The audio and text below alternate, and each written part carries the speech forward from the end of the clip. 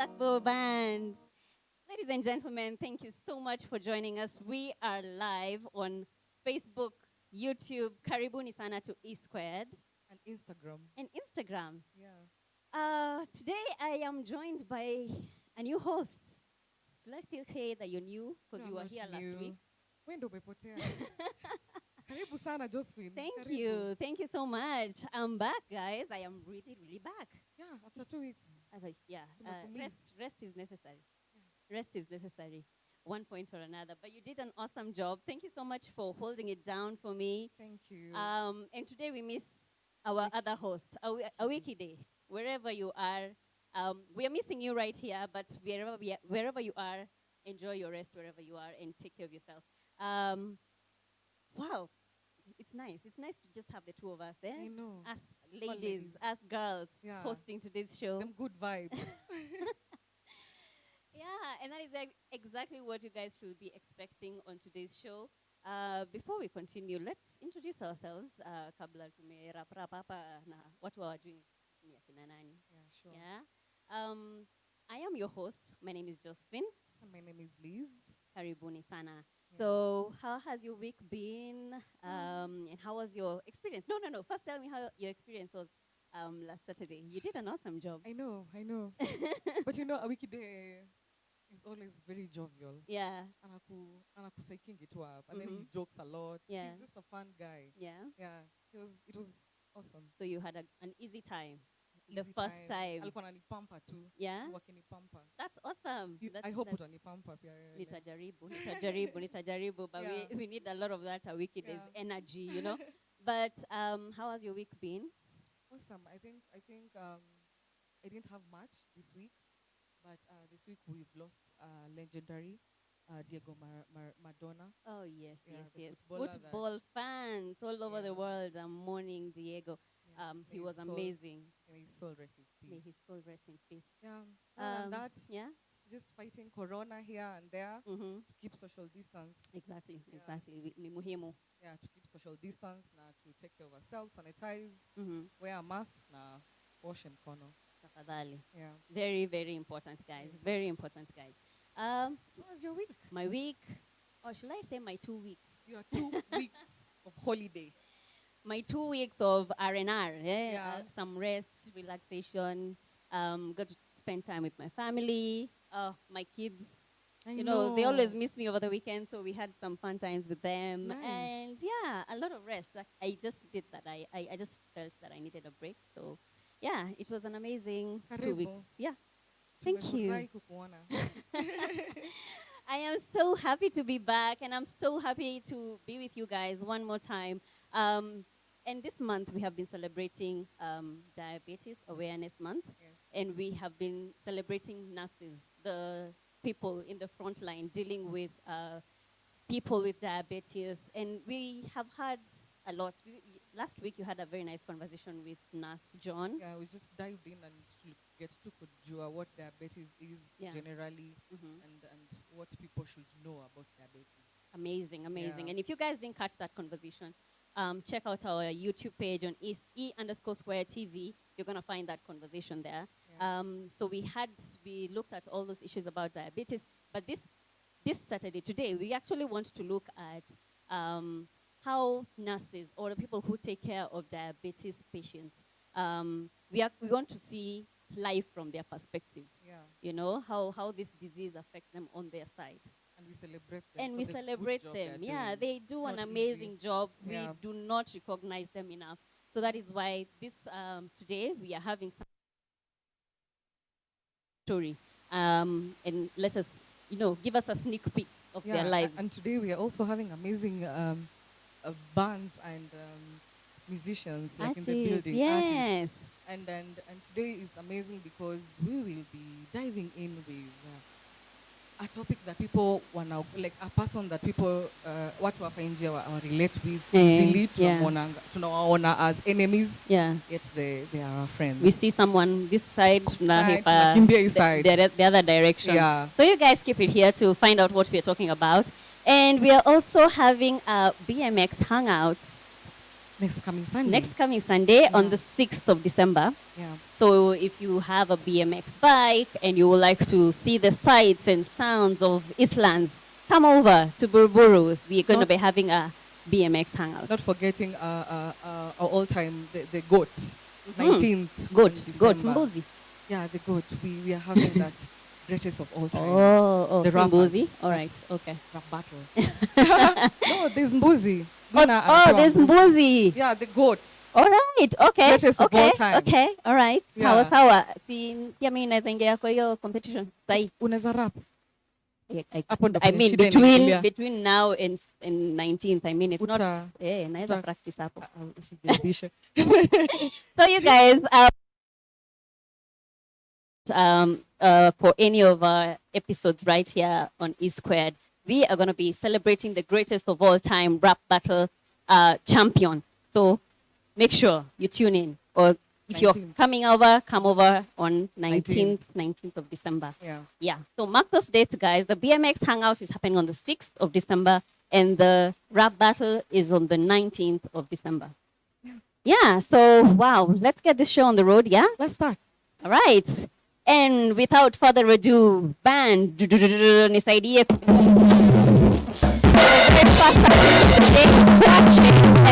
ALPHAMATONE.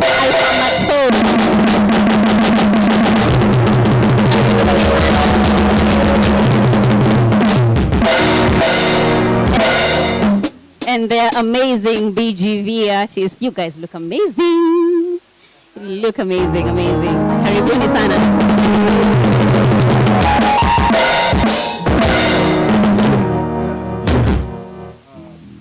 Asante sana.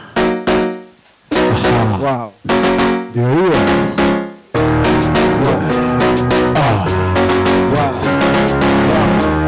Wow. One, two, three,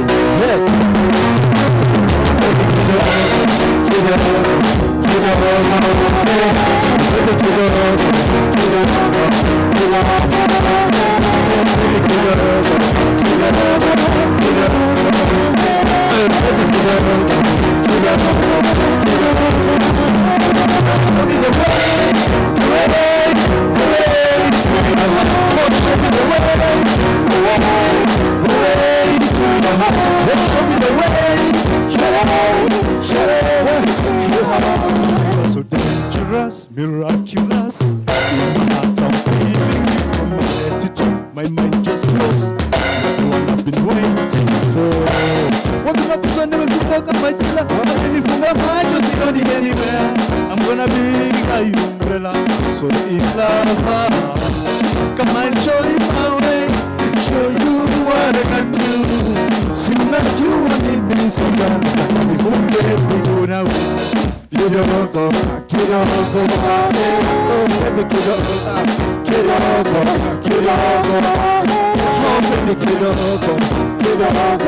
kidogo, hey, oh baby kidogo. Show me the way to your heart. Oh, show me the way to your heart. Oh, show me the way.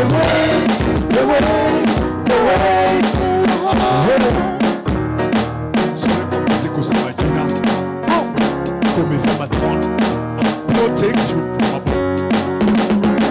If I cross, I'm gonna defend you. When me love you, what you meant to do. They better get quite no, they will when you walk. Oh hi. Come on, show you my way, show you what I can do. Soon as you want me, Sajana, show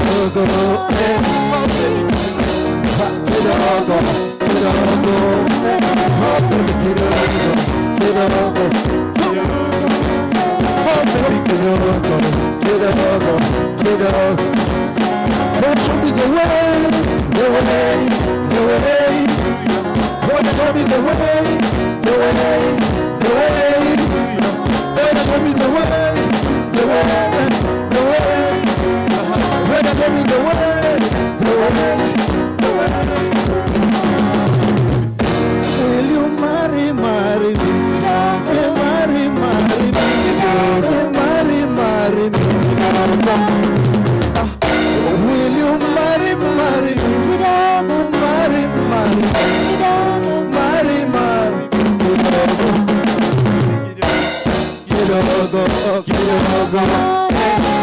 Basi kidogo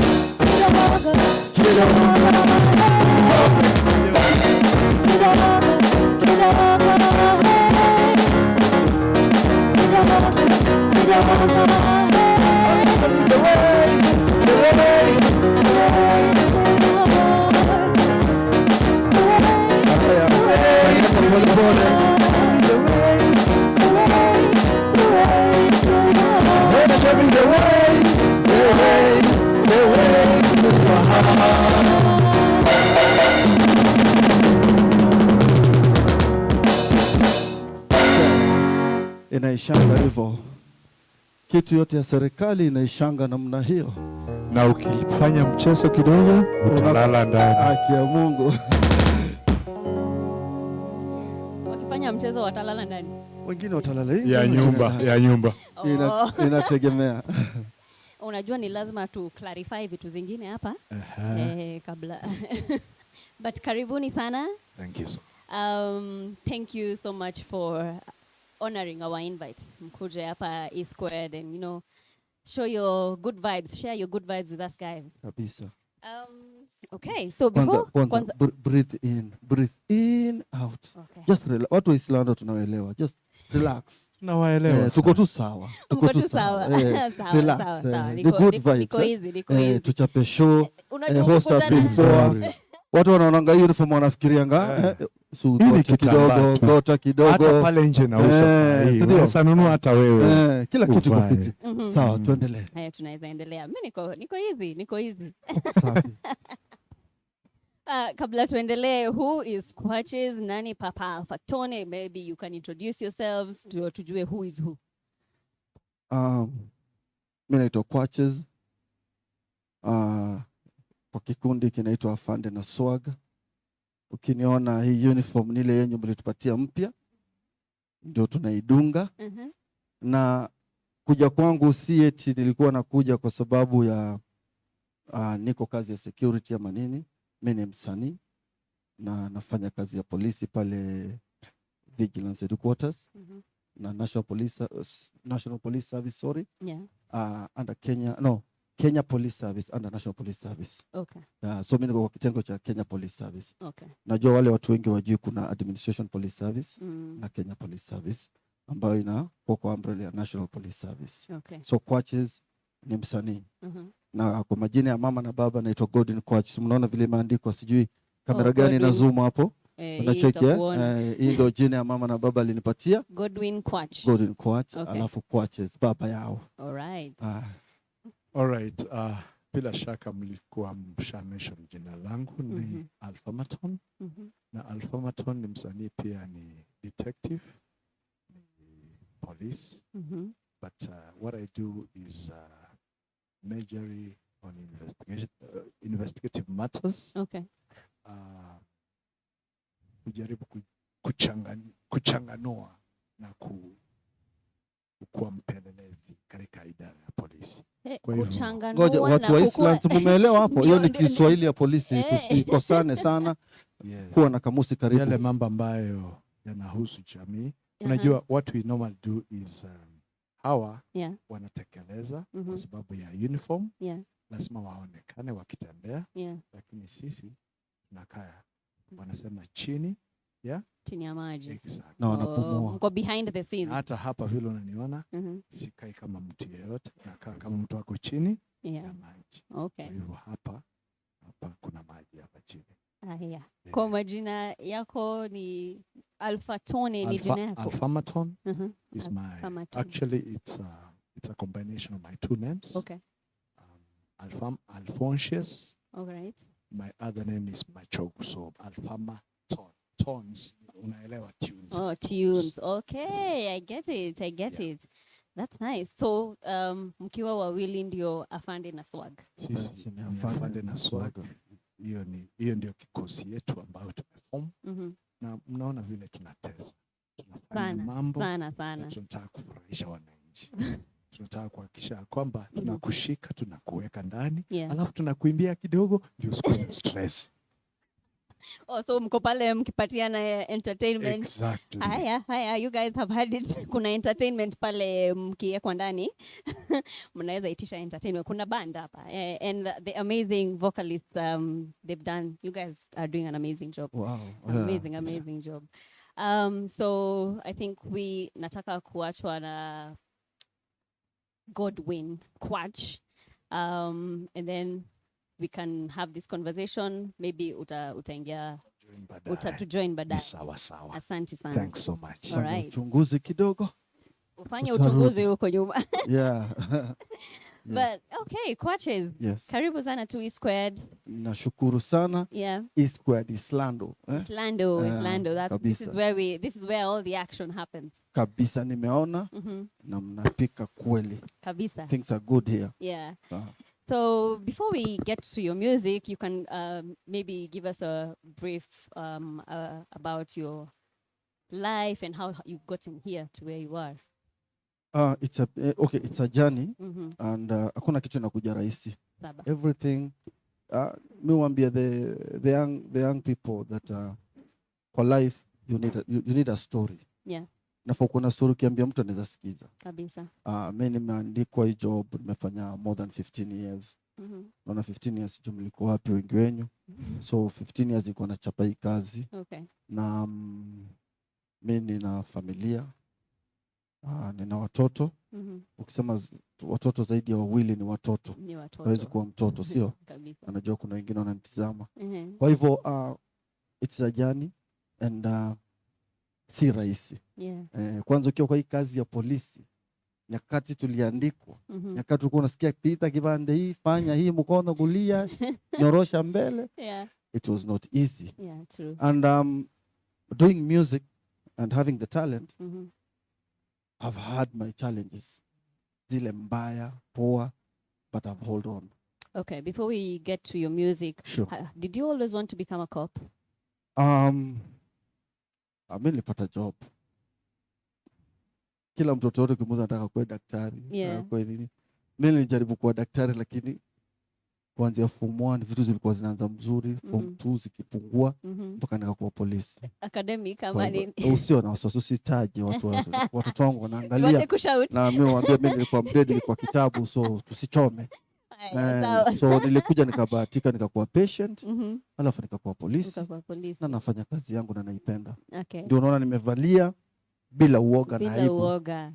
That's nice. That's really amazing. Sure. So your music career ulianza lini? Hapo ndo kizungumkuti. Muziki kabisa kamili nilianza 2004. Naona kila mtu hapa anafungua mdomo, manake wengi hawakuwepo. Na imekuwa jani. Nikiwa shule high school nilikuwa naguza but it was not serious music. It was just touching, passion inakusumbua. You need to do something. Lakini hujui njia, hujui mwongozo. And then bahati nasibu nikakuja nikapatikana nimeandikwa kazi ya polisi. Nikajua hii ni kazi kulingana na vile nilivyoipenda. Si masomo tu, maana hata sisi tuko na graduates, tuko na kila aina ya watu, madaktari. So nikapata kazi and then I started pushing on my talent. Wherever challenges are transfer, nimefanya sana operation areas. Mahali nyamu kupata shifters, tulikuwa na watu shifters. Relatively kama Al-Shabaab shifters kwa tunapigana nao kule Northeastern. Nilipoteza marafiki zangu, wengine walikufa nikiona. Hii kazi pia si rahisi, lakini majaliwa mimi nikabahatika bado niko na uhai na Mwenyezi Mungu amenipa uhai. Na ndio sasa hivi unaniona niko kwa hiki. So I started way back. Just been a journey up to date. And we've been releasing. Alafu tukakutana na huyu jamaa kwa kikosi anaitwa ALPHAMATONE. ALPHAMATONE tukakutana naye kwa kikosi akiwa Kilimani, akiwa Kileleshwa police station. Then we shared something and then tukaona kuwa that is 2006. Tukaona tuanze kufanya kazi pamoja.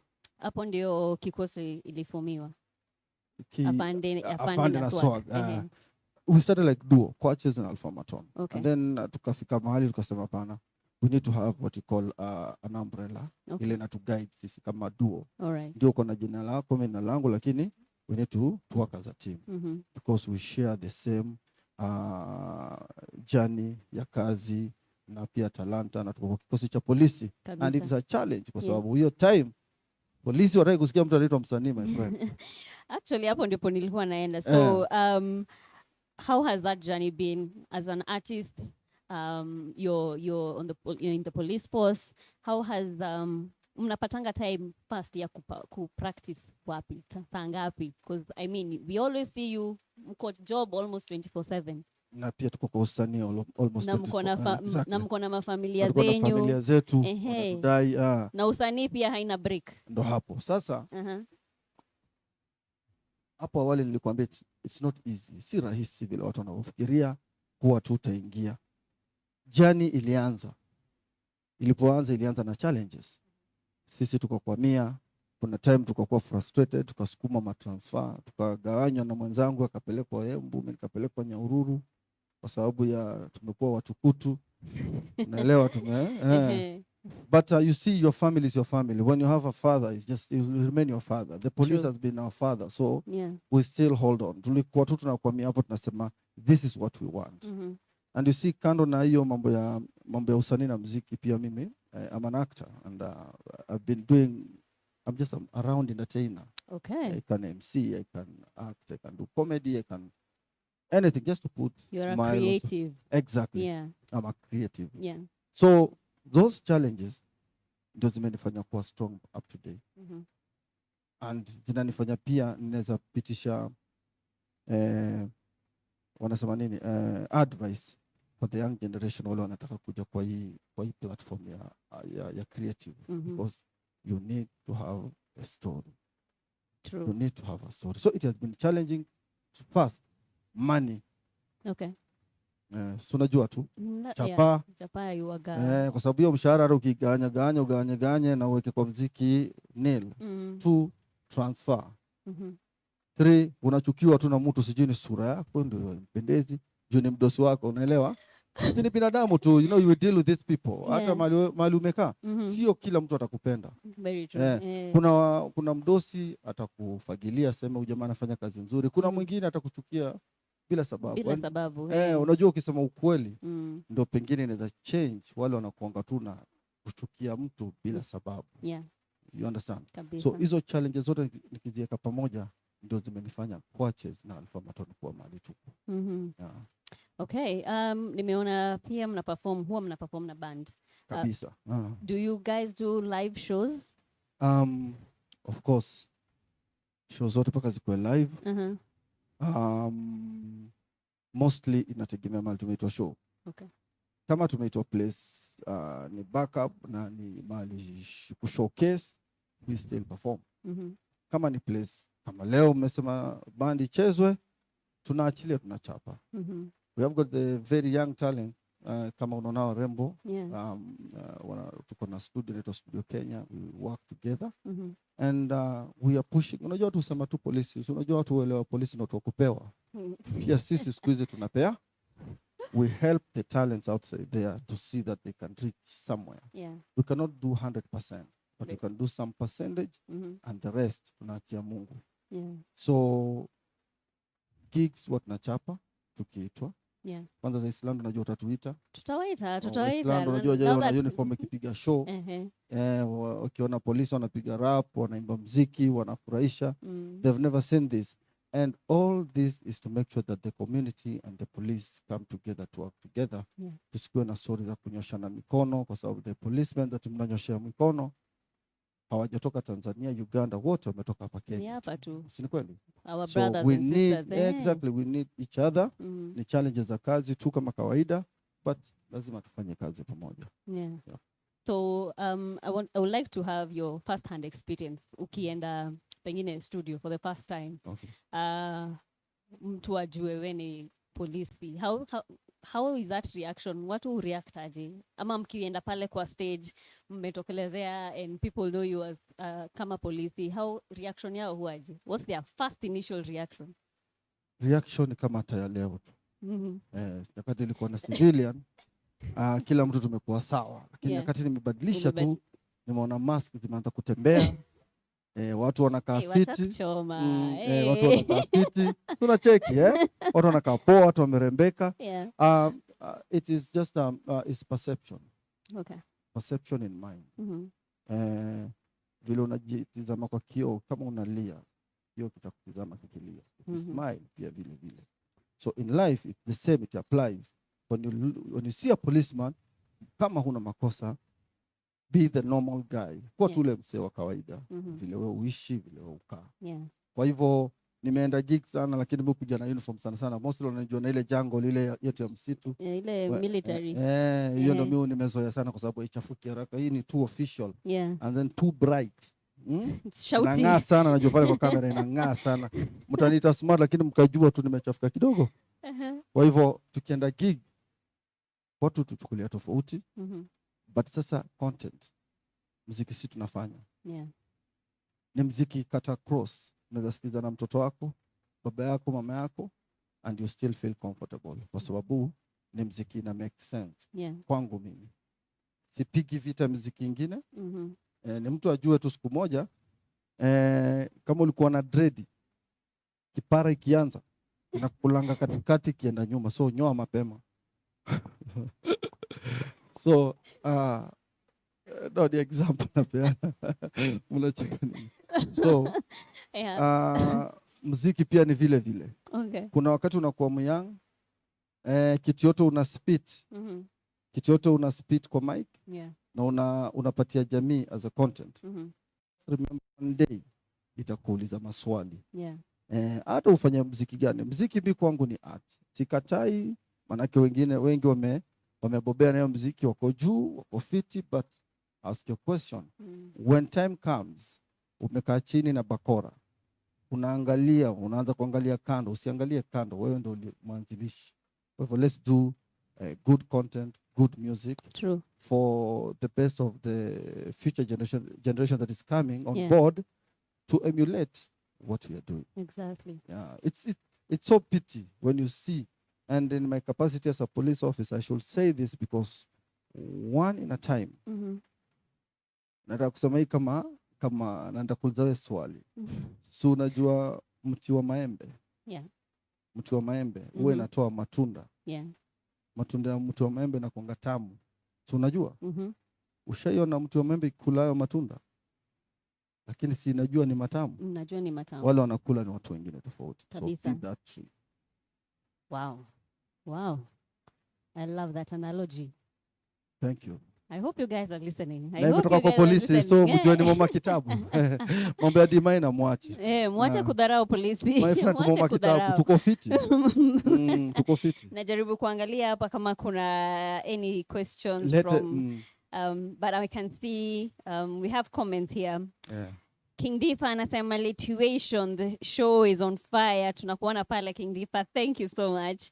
Beatrice anasema afande na swag. Akona ile alama ya moto. Fire. Asante. Caroline anasema hiyo uniform ni rembo sana. Leo ni kunoma. Kabisa by the way Caroline. Leo ni kunoma. Beatrice anasema kushikwa kuwekwa ndani then entertainment. Oh, yeah, I think it's that comment that you put out when we were starting the show. Okay. Caroline anasema moto. Afande apewe role act hapa. Mafans wanataka uact hapa role. Tutafikiria before you leave.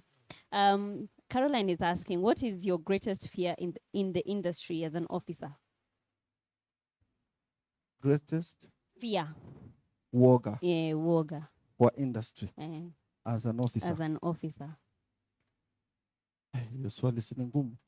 Usikie swali. So I think hebu fafanua kulingana vile umeelewa. Mimi venye nimeelewa ni anauliza as a police officer ukiwa kwa music industry unaona kuna kitu inaweza kuzuia you to move to the next level. For sure. I think that's what I thought. I have taken from this question. Ni vitu tu mbili. Ya kwanza ni normal, ni transfer. Hiyo ni kilimo, nimeisha. Unajua inspector jana ananipenda sana lakini ukinilima hiyo kusha mimi. Ya pili kifo. Nikinyonga hewa ni basi. Which is a very real threat in your Exactly. in your job. Nataka tu niishi nione vile na fail ama vile naendelea kung'aa. Yeah. Kuna swali lingine hapa kutoka Ian. Ian anasema mimi niko na swali, ukipata matatu inacheza mziki kwa sauti ya juu na ni mziki wako unafanyaje? Msanii mdeadly. Naambia dere ongeza volume ifike juu. Tutatatua baadaye. Because at the end of the day kwa matatu kila watu wana regulation. Nataka tu niongelee hapo kwa sababu ameuliza swali. You know, and I know it's related to the regulations as well. Nataka hiyo swali ulinganisha na hii swali nauliza huyu mrembo hapa na atanijibu. Ukiwa kwa barabara una drive gari na ufike mahali usimamishwe na mama wa maembe akuambie nataka kukuzia maembe, umwambie weka kwa boot au kujia pesa. Alafu akienda haweki kwa boot, afunge tu aoneshane kama ameweka na wewe udrive uishie. Nani mwizi? Hujalipa. Umeenda umesimama, ana maembe, amekuonesha, umemwambia niwekee kwa boot kujie pesa. Ameenda hakuweka, amepiga boot, amebaki na maembe. Na wewe umedrive, umeenda. Nani mwizi? Nyinyi wawili. Okay, sawa. Afikiri wewe amepata jibu. Fikiria tu vizuri utaipata jibu. I think umepatiwa jibu hapo, hata mimi najaribu kutafuta hiyo jibu hapo. Utaipata tu hapo hapo. Umeipata tu hapo hapo. Hapo ndo kuna Mwakenya. Angalia hapo ndani utapata jibu. Neema, wakikunyanyasa una woshi ama unawafanyaji? Neema, I think. Neema, wakikunyanyasa unawashika ama unafanyaji? I think endana na hiyo swali yake ya kwanza. Ile ya mambo ya muziki. Unajua muziki kwa gari. What I'll only tell people and the young people is that respect the rule of law kwa maisha yako. Wacha shortcut. Kwa sababu hii maswali unauliza kwa sababu unajua kuna crime ina rotate, inapiga raundi kwa akili yako. Toa your roundabout, replace na ile kitu inaweza kusaidia. Kwa sababu at the end of the day nikifanya kitu kufurahisha nitakuwa na kuumiza. Mimi mind tu ni the fact. Ushikwapo shikamana. Shikamana. Sawa, ushasema. Mafans wako na maswali. Beatrice anauliza ni nani wanaweza taka collaborate with? Who would you like to do a collab with in the industry? Music. Anyone so long as has talent. Unajua wengi wanaangazia wanataka niseme majina makubwa. Me I don't go by that. Me just kwa sababu kama ingekuwepo kitambo. Mimi so long as you have a good talent, fresh talent, old talent, akuwe ni nameless. Akuwe ni mtu yule hana jina. Akuwe ni calligraph. Akuwe ni yule hana jina. So long as una talent na tunaweza fanya kazi and we are compatible, we will work together. That's what's up. You talked about perception. I want to find out how we want to feel from your perspective when you feel when you see or you hear these stories everywhere. Makarao si watu wapoa, makarao hawafikiriangi, makarao. I think there's so many things out there that definitely affect you. You're human beings, just like every one of us. And they must have an impact in your lives in one way or another. Maybe you can share a little bit about that. Yeah, first of all, perception kitu nataka kuongelea ni moja, and it's so deep. One, me I'm a father. And I chose my wife. We had kids. Mtoto wangu anaenda shule. Kuna kuwa na rumors ama na anything that has ile kitu imefanyika mbaya kuhusu polisi ametenda. It affect even the kid we have. Because they are not proud of who we are. And yet, we are the breadwinners for the kid. So the perception people have, they should understand that we are human beings. We are bound to do mistakes. Coach kama amefanya mistake, wacha tu akweni coach. Isikuwe ni polisi wote. It affects even the generations we have. watoto wetu wanakuwa affected for no apparent reason, and they never chose a parent. Remember that. So what I tell the general public, I'm still your friend, I'm still your brother, I'm still your whichever name you can give me so positively, but make sure that the perception you have, it should be positive, not negative each and every. Let's work together. The community we come from is our community. Hapo ndo home, hapo ndo mtaa. Yeah. Mimi kuja mtaa, mimi urarua tu kuku na ugali kaa wewe. Sina tofauti. True. Tofauti tu nikishavaa hii uniform tu ndio mshike zinaanza, lakini bila na hiyo we're just the same people, the same people from the hood. Our kids go together, mnaenda nao shule, mnakuwa friends. Sisi wengine tuko na marafiki kule nje. Let's just relate positively. Yeah.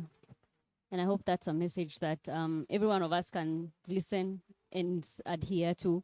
I mean, polisi ni binadamu. Sure. Polisi ni binadamu. Na mtuitie bash. Tunajua kukula kubanjuka kila kitu. Kila kitu. Everything you can do, they can do better. Kabisa. Okay, Caroline anauliza, what motivates you to keep releasing more songs? Kitu inani motivate ni kwa sababu dunia iko na space kubwa. Ugali ni kubwa. Hakuna mtu amezuiliwa ikuwe ni miaka ngapi utakuwa. Kama Burning Spear, Koffi Olomide ametoa na Diamond, bado mnacheki. Space ni kubwa. So the life itself make me to push on. Okay. Good. Okay. I don't know whether I wanted to. You can maybe tell us a bit about the background vocalist. These lovely ladies. Yeah. Hawa rembo hapa. Wanaitwa Just Us. Okay, it's Just Them is a band. Yeah. They're young. I call them my daughters kwa sababu nawalea. Ukiona wote, they are my daughters. So nawalea. Na ukiwaangalia vizuri, they are very young. They have got the talent. And they are pushing on their talent to the next level. They are gospel artists. Very soon, mutawaleta hapa na John make sure ndawapigia debe. They are all gospel artists. Yeah, gospel artists. Brilliant faces. Nani smailini kulingana kulingana na ile warembo mnaogopa kamera. Ile upako mko nayo. Bwana Yesu asifiwe. Nipatieni amen. Nipatieni na soprano. Bwana Yesu asifiwe. Lovely voice. These young ladies, they are so cool. Wanaitwa Just Us, the band. Okay. Na hii band, ebu semeni band yenyu? Do you want to hear their voices? Yeah. Just say something. Hello. Hi. So this is Just Us Band, a gospel girl band. Yeah. And we are excited. We want to put our music out there to share what we have with the world, and we can't wait.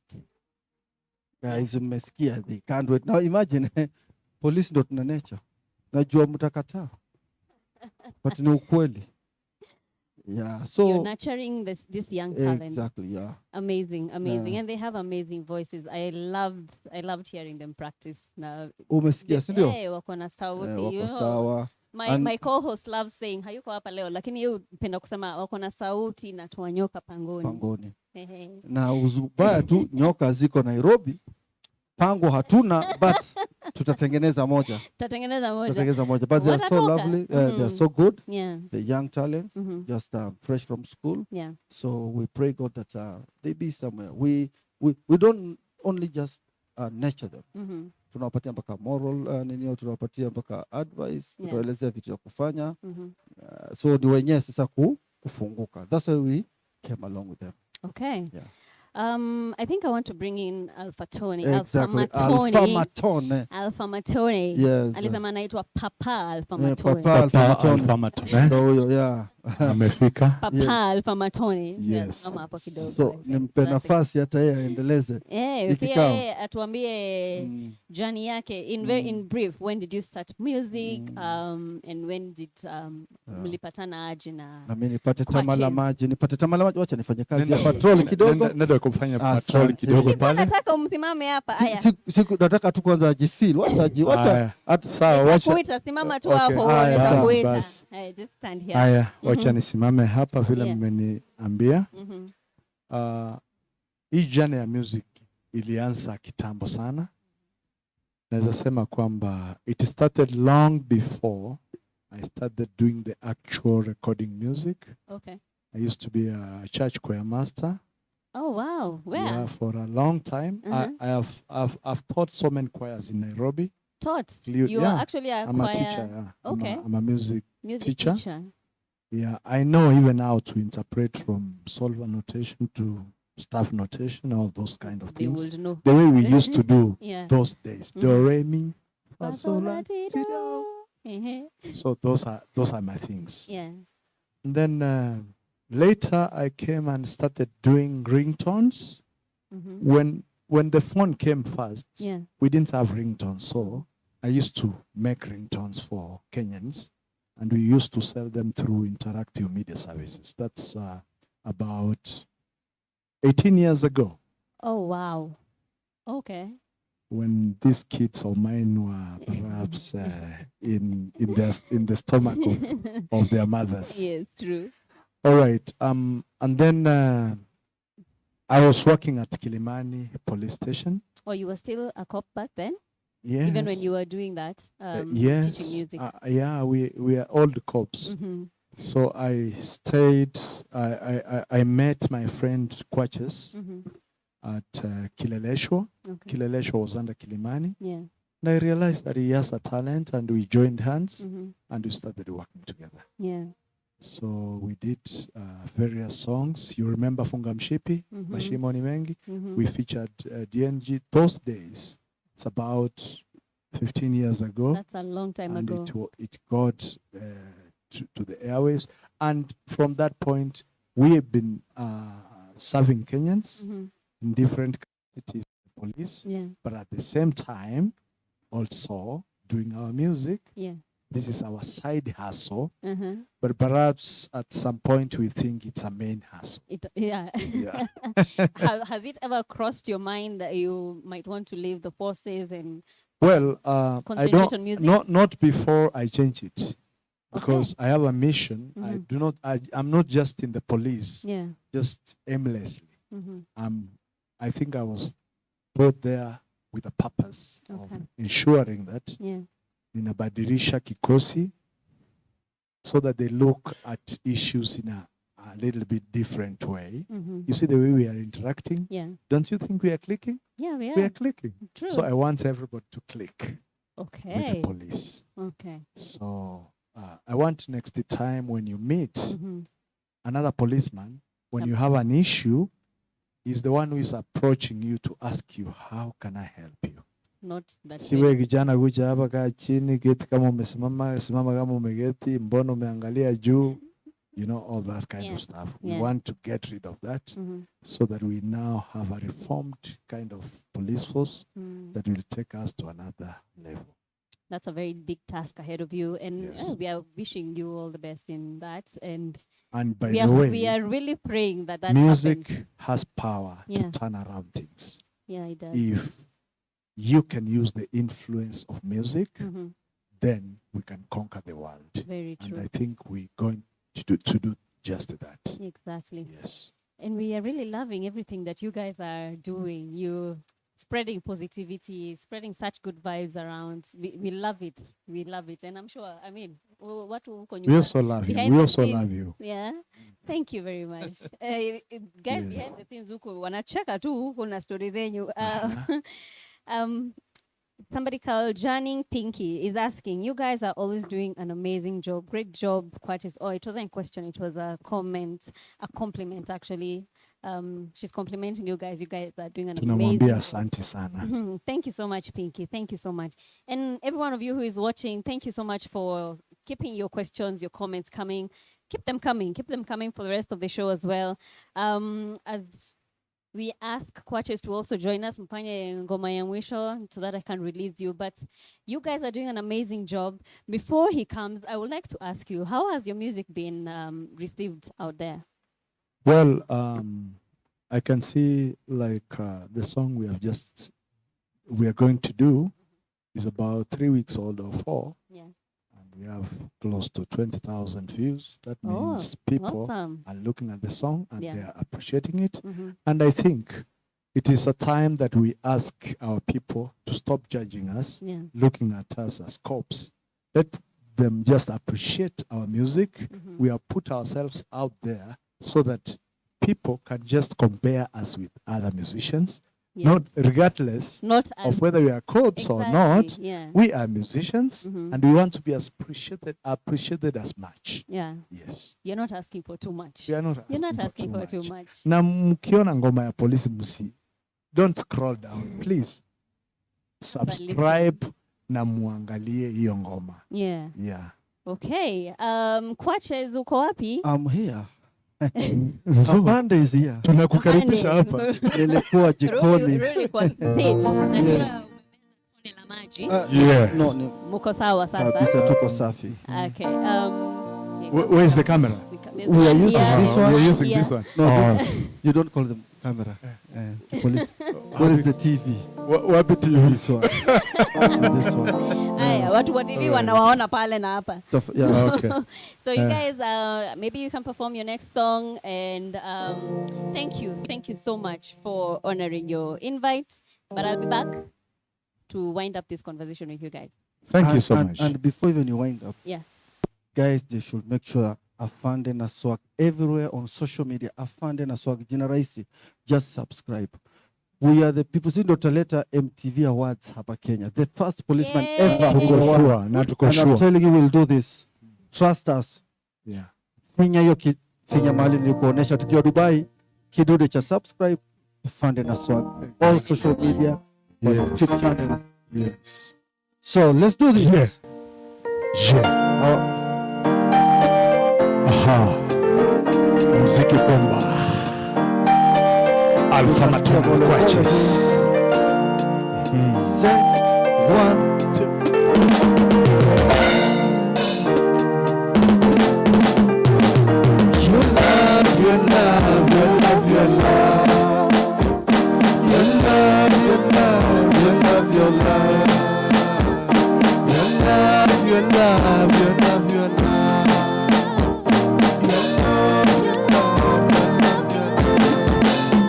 My sweet vanilla, sitakuchezea kama mpira. The way you make me strong, unanifanya najihisi Godzilla. The way you give me love, moto, moto. Rich in love, moto, moto, yeah. Never tetemesha, amsho, nimetoa unabadilisha. Afadhali mimi nichomesha, nikushike kidogo kirokosa. Tetemesha, fanya vile ufanya, fanya. Tetemesha, fanya vile ufanya. Your love, your love, your love, your love.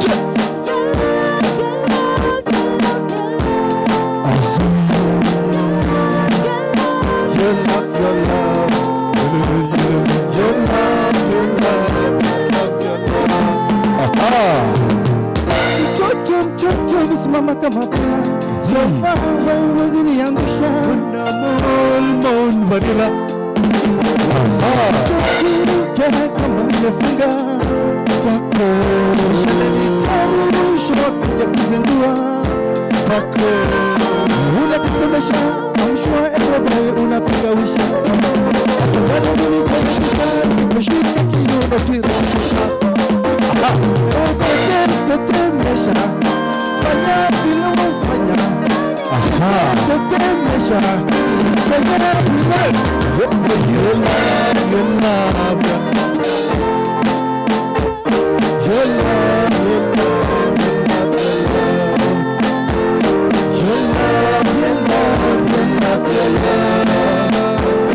Your love, your love.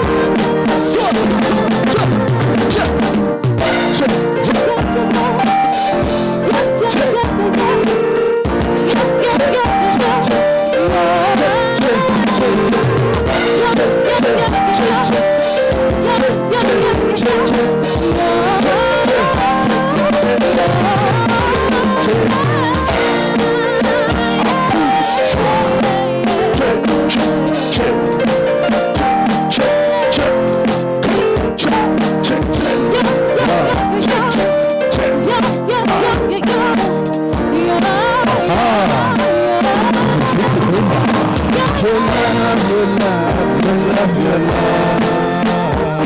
Your love, your love, your love, your love. Your love, your love, your love, your love. Your love, your love, your love, your love. Shake, shake, shake, shake.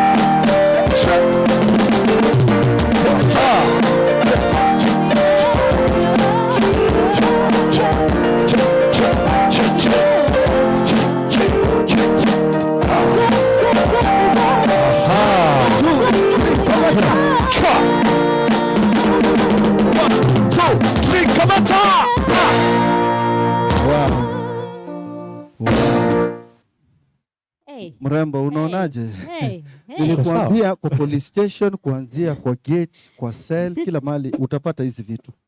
You're bringing the house down, Unaweza literally. imagine umeshikwa na entertainment. Exactly. Utareleasiwa ukatalie kwa police station. Nitakatalia hapo. Wacha nikaikae na hostess kidogo. Kidogo. And Kuna venye huku si kubaya sana. kunguni zimeanza kuwa friendly. Exactly. Yeah. Good. Okay, so before I let you go, Yes. I have one final question I wanted to ask. Mkiwa at least nyinyi wawili hapa. Yes, Unajua please. ulituacha.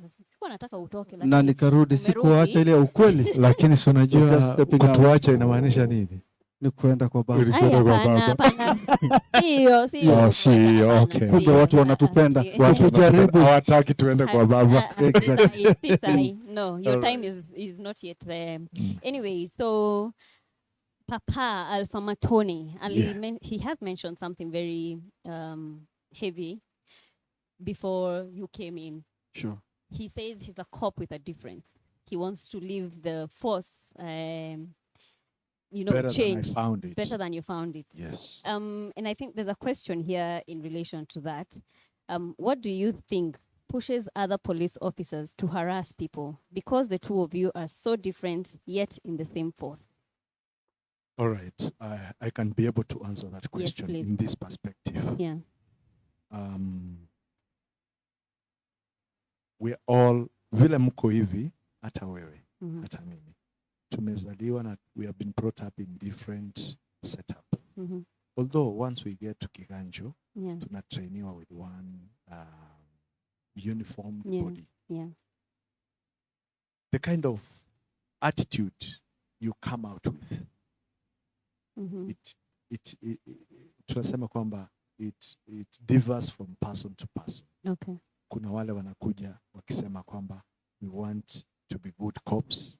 Kuna wale wanasema we want to, to achieve some goals here and there. Mhm. Lakini tunasema ya kwamba for us to be uniform, sisi wote ni lazima tufanye the right thing, Yeah. and tufuate the rule of law. Mhm. Kwa hivyo, that is the kind of perception I want the other cops also to follow suit, because I believe kuna wale cops ambao si ati ni wabaya, Mhm. ni vile hawajapata hii mwongozo. Kwa hivyo, when we keep talking like this, Yeah. they will get the sense and they will understand that they're supposed to do the right thing Mhm. at the right time.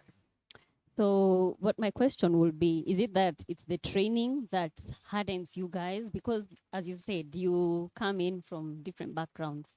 Yes. Ukifika pale, it's one body. Is it that the training, you're in our harden, mkitoka, people come out with a different attitude altogether? Let my brother answer that. We are soft. This is what I want to say. Regardless of the college, hakuna ukienda shuleni. Mhm. I want to say this on the national TV, but hakuna mtu atanichukulia vibaya, Yeah. because it is what it is. Mhm. Nikijoin Kiganjo, tulikuwa recruits na tulikuwa tumeenda kufunzwa kulinda mali Ya maisha. mwananchi, ehe. na ujue hiyo fence huwa imefungwa kabisa, Mhm. lakini ile kitu inaendelea pale ndani ni training. But ukumbuke nilipoteza beseni yangu Mhm. na sikuwa ipata mpaka nitoke.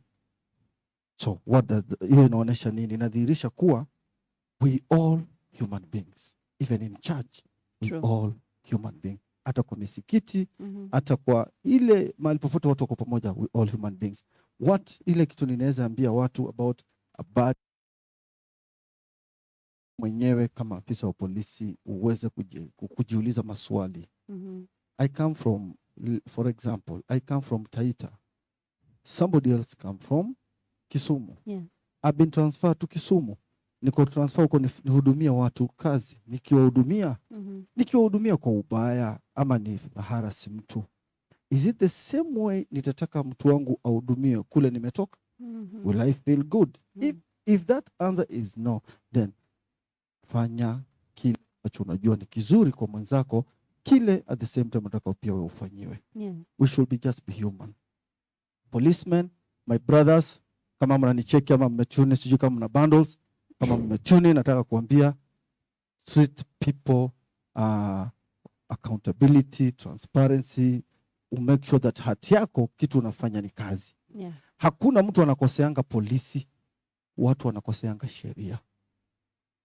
So don't take it personal. Don't take it personal. Sasa ile unatoa huduma kwa mwananchi, haja kukosea, yeye amekosea sheria. So muhandle tu vizuri, mpeleke mahali, hata ukimwimbia nyimbo vizuri, kimwambia usijali, Mungu atakurehemu ukifika kule, hatuna ubaya na wewe, it will be okay, it shall be well. It shall be well. That could be the ile dream ALPHAMATONE ako nayo. Aache ikiwa the best place.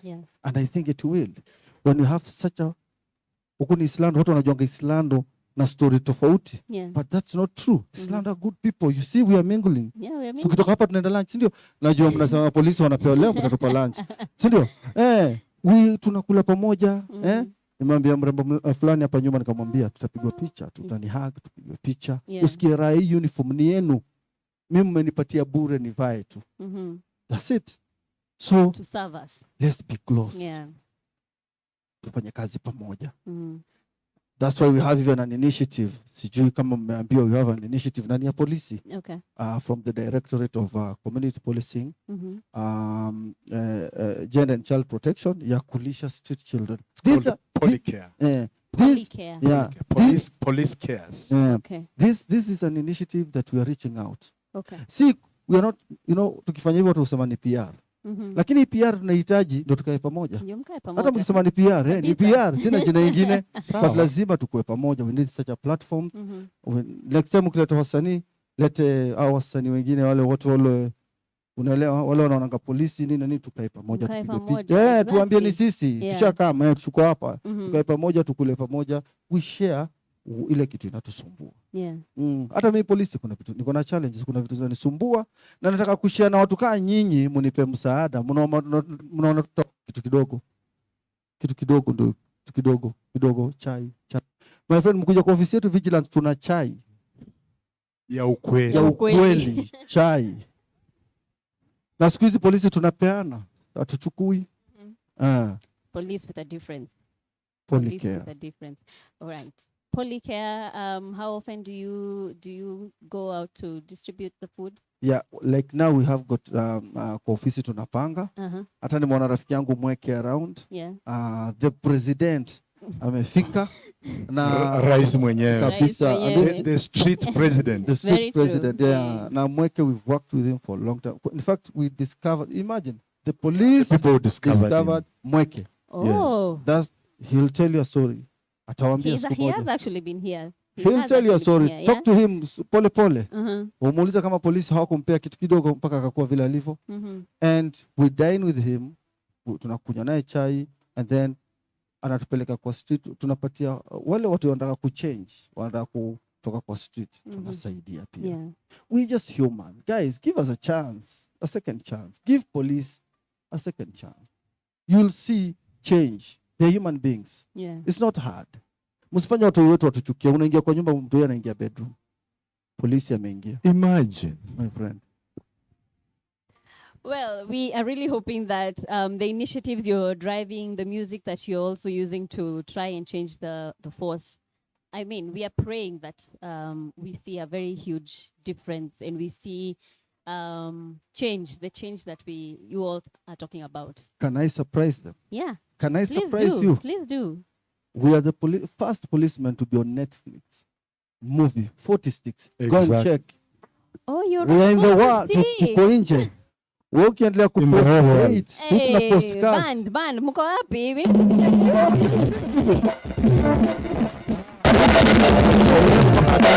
Aha. Piga tu. Sura uni mrembo. Wacha dance kidogo. Dance na polisi. Wacha huyu mrembo.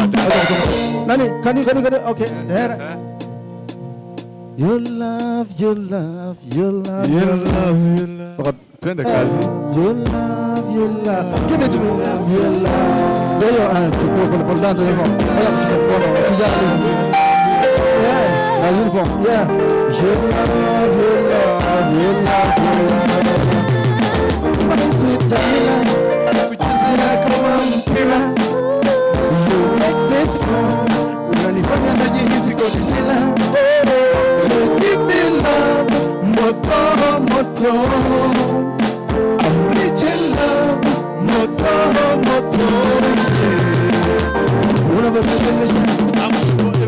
Unapasha.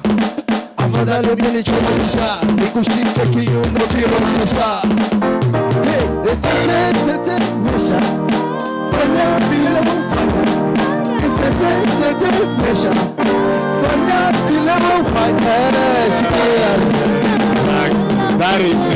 Siana dazipo. Yeah, that's it. We are fixing for our next video. Umesikiaje umedance na uniform ya polisi siko na mapenzi? Kabisa. Exactly. What are you waiting for? So Wewe nice. leo ni kumoto, Mnangoja nini? Sure. kumoto. Yes. Hey, mnataka tufungie show hapa? No, we can even Hapana. we chose. Sijaambia watu wa subscribe. Your love, Afande na Swag, Yes, ALPHAMATONE and QWACHEZZ. Please subscribe. Again, let us know where we can subscribe. On YouTube, YouTube. angalia kila social site. Afande na Swag. Afande Tunafanya na Swag. mambo kila siku. Usingoje unihonge na subscription. Ndio pingo ndio subscribe. Kama umesubscribe, hakuna kukula pingu.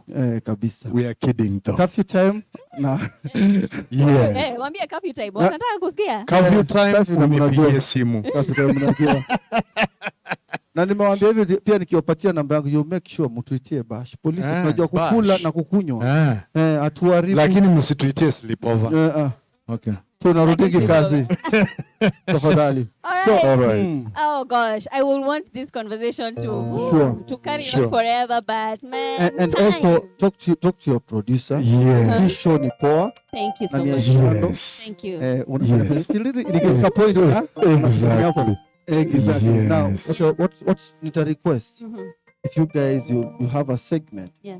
for just police talking to young people every week or after 2 weeks we'll be coming. Mnatuita. Yaani segment Tunawa tu ya advise. kuongelesha tu vijana and we have such a forum wafunguke. Yes. Not stage manager tu watuite sisi ni wazuri hapana. Yeah. Tunaweza kuwa sisi ni wabaya lakini wakuje tu tuongee nao, we make sure that we change the perception. We try and make our community place poa, kila mtu anaweza kaa. Yeah. Nikisema point kama hiyo unafanya nini namna hiyo. Exactly. Man, mkweli. It is emotional. Emotional. It's just emotional. So please make sure that we be on the show. Okay. This is a good show. Thank you. Ita very reach much. out to many youth. Itatufanya tuwafikie. At the same time, tuwafikie. tunawaambia kwamba you can be as much compatible with the police as possible. Kwa hivyo, anytime you see the police, Exactly. anytime you see the police, make sure munakaribia police na munamweleza shida yako, because the police wanakula mshahara kutoka kwa wananchi. Kwa hivyo Exactly. ndio tuweze kuwachunga sawa sawa. Yeah. Yes. Last but not least, we have got young ladies in our police. They need husbands. Guys, jitokezeni, kujeni mpate Tokezeni, mabibi. oleweni na polisi. Sisi tushaoa, tuwezi oa tena. Kuna Yes. wasichana wadogo, vijana wadogo wanataka mabibi mabwana. Kujeni hata kwetu. Tafadhali, let's do na usiogope, hawezi kuweka ndani. Okay. All right. exchange program. Thank you so much. All right. Thank you so much. Asante sana. QWACHEZZ. Yeah. Thank you so Thank much. you. All right. ALPHAMATONE. Okay. Wow. Good vibes. Good vibes. Asante Weke mziki tukienda. Hey. 1, 2, 3. You love, you love, you love, you love. Mapenzi ya polisi. You love, you love, you love. Watoto wa Kenya. You love, you love, you love, you love. You love. Come on, check, check. Sitakuchezea kama mpira. You make me unanifanya na jinsi kodisiwa. You make me love moto moto. I'm reaching love moto moto, yeah. Unamtetemesha, I'm sure every boy unapitisha. Afadhali mimi nichokicha, nikushike kiuno kihogo. Tetemesha, fanya vile ufanya. Tetemesha, fanya vile ufanya. You love, you love, you love, you love. You love, you love, you love, you love. You love, you love, you love, you love. Yeah. You love, you love, you love. Come on, check. Tutum, simama kama pia. So far. Kila kitu Na siwezi kuka kama nimefunga kwako, nitaarusha wakija kuzangua kwako. unatetemesha afadhali minichomesha nikushike kiuno kirongosa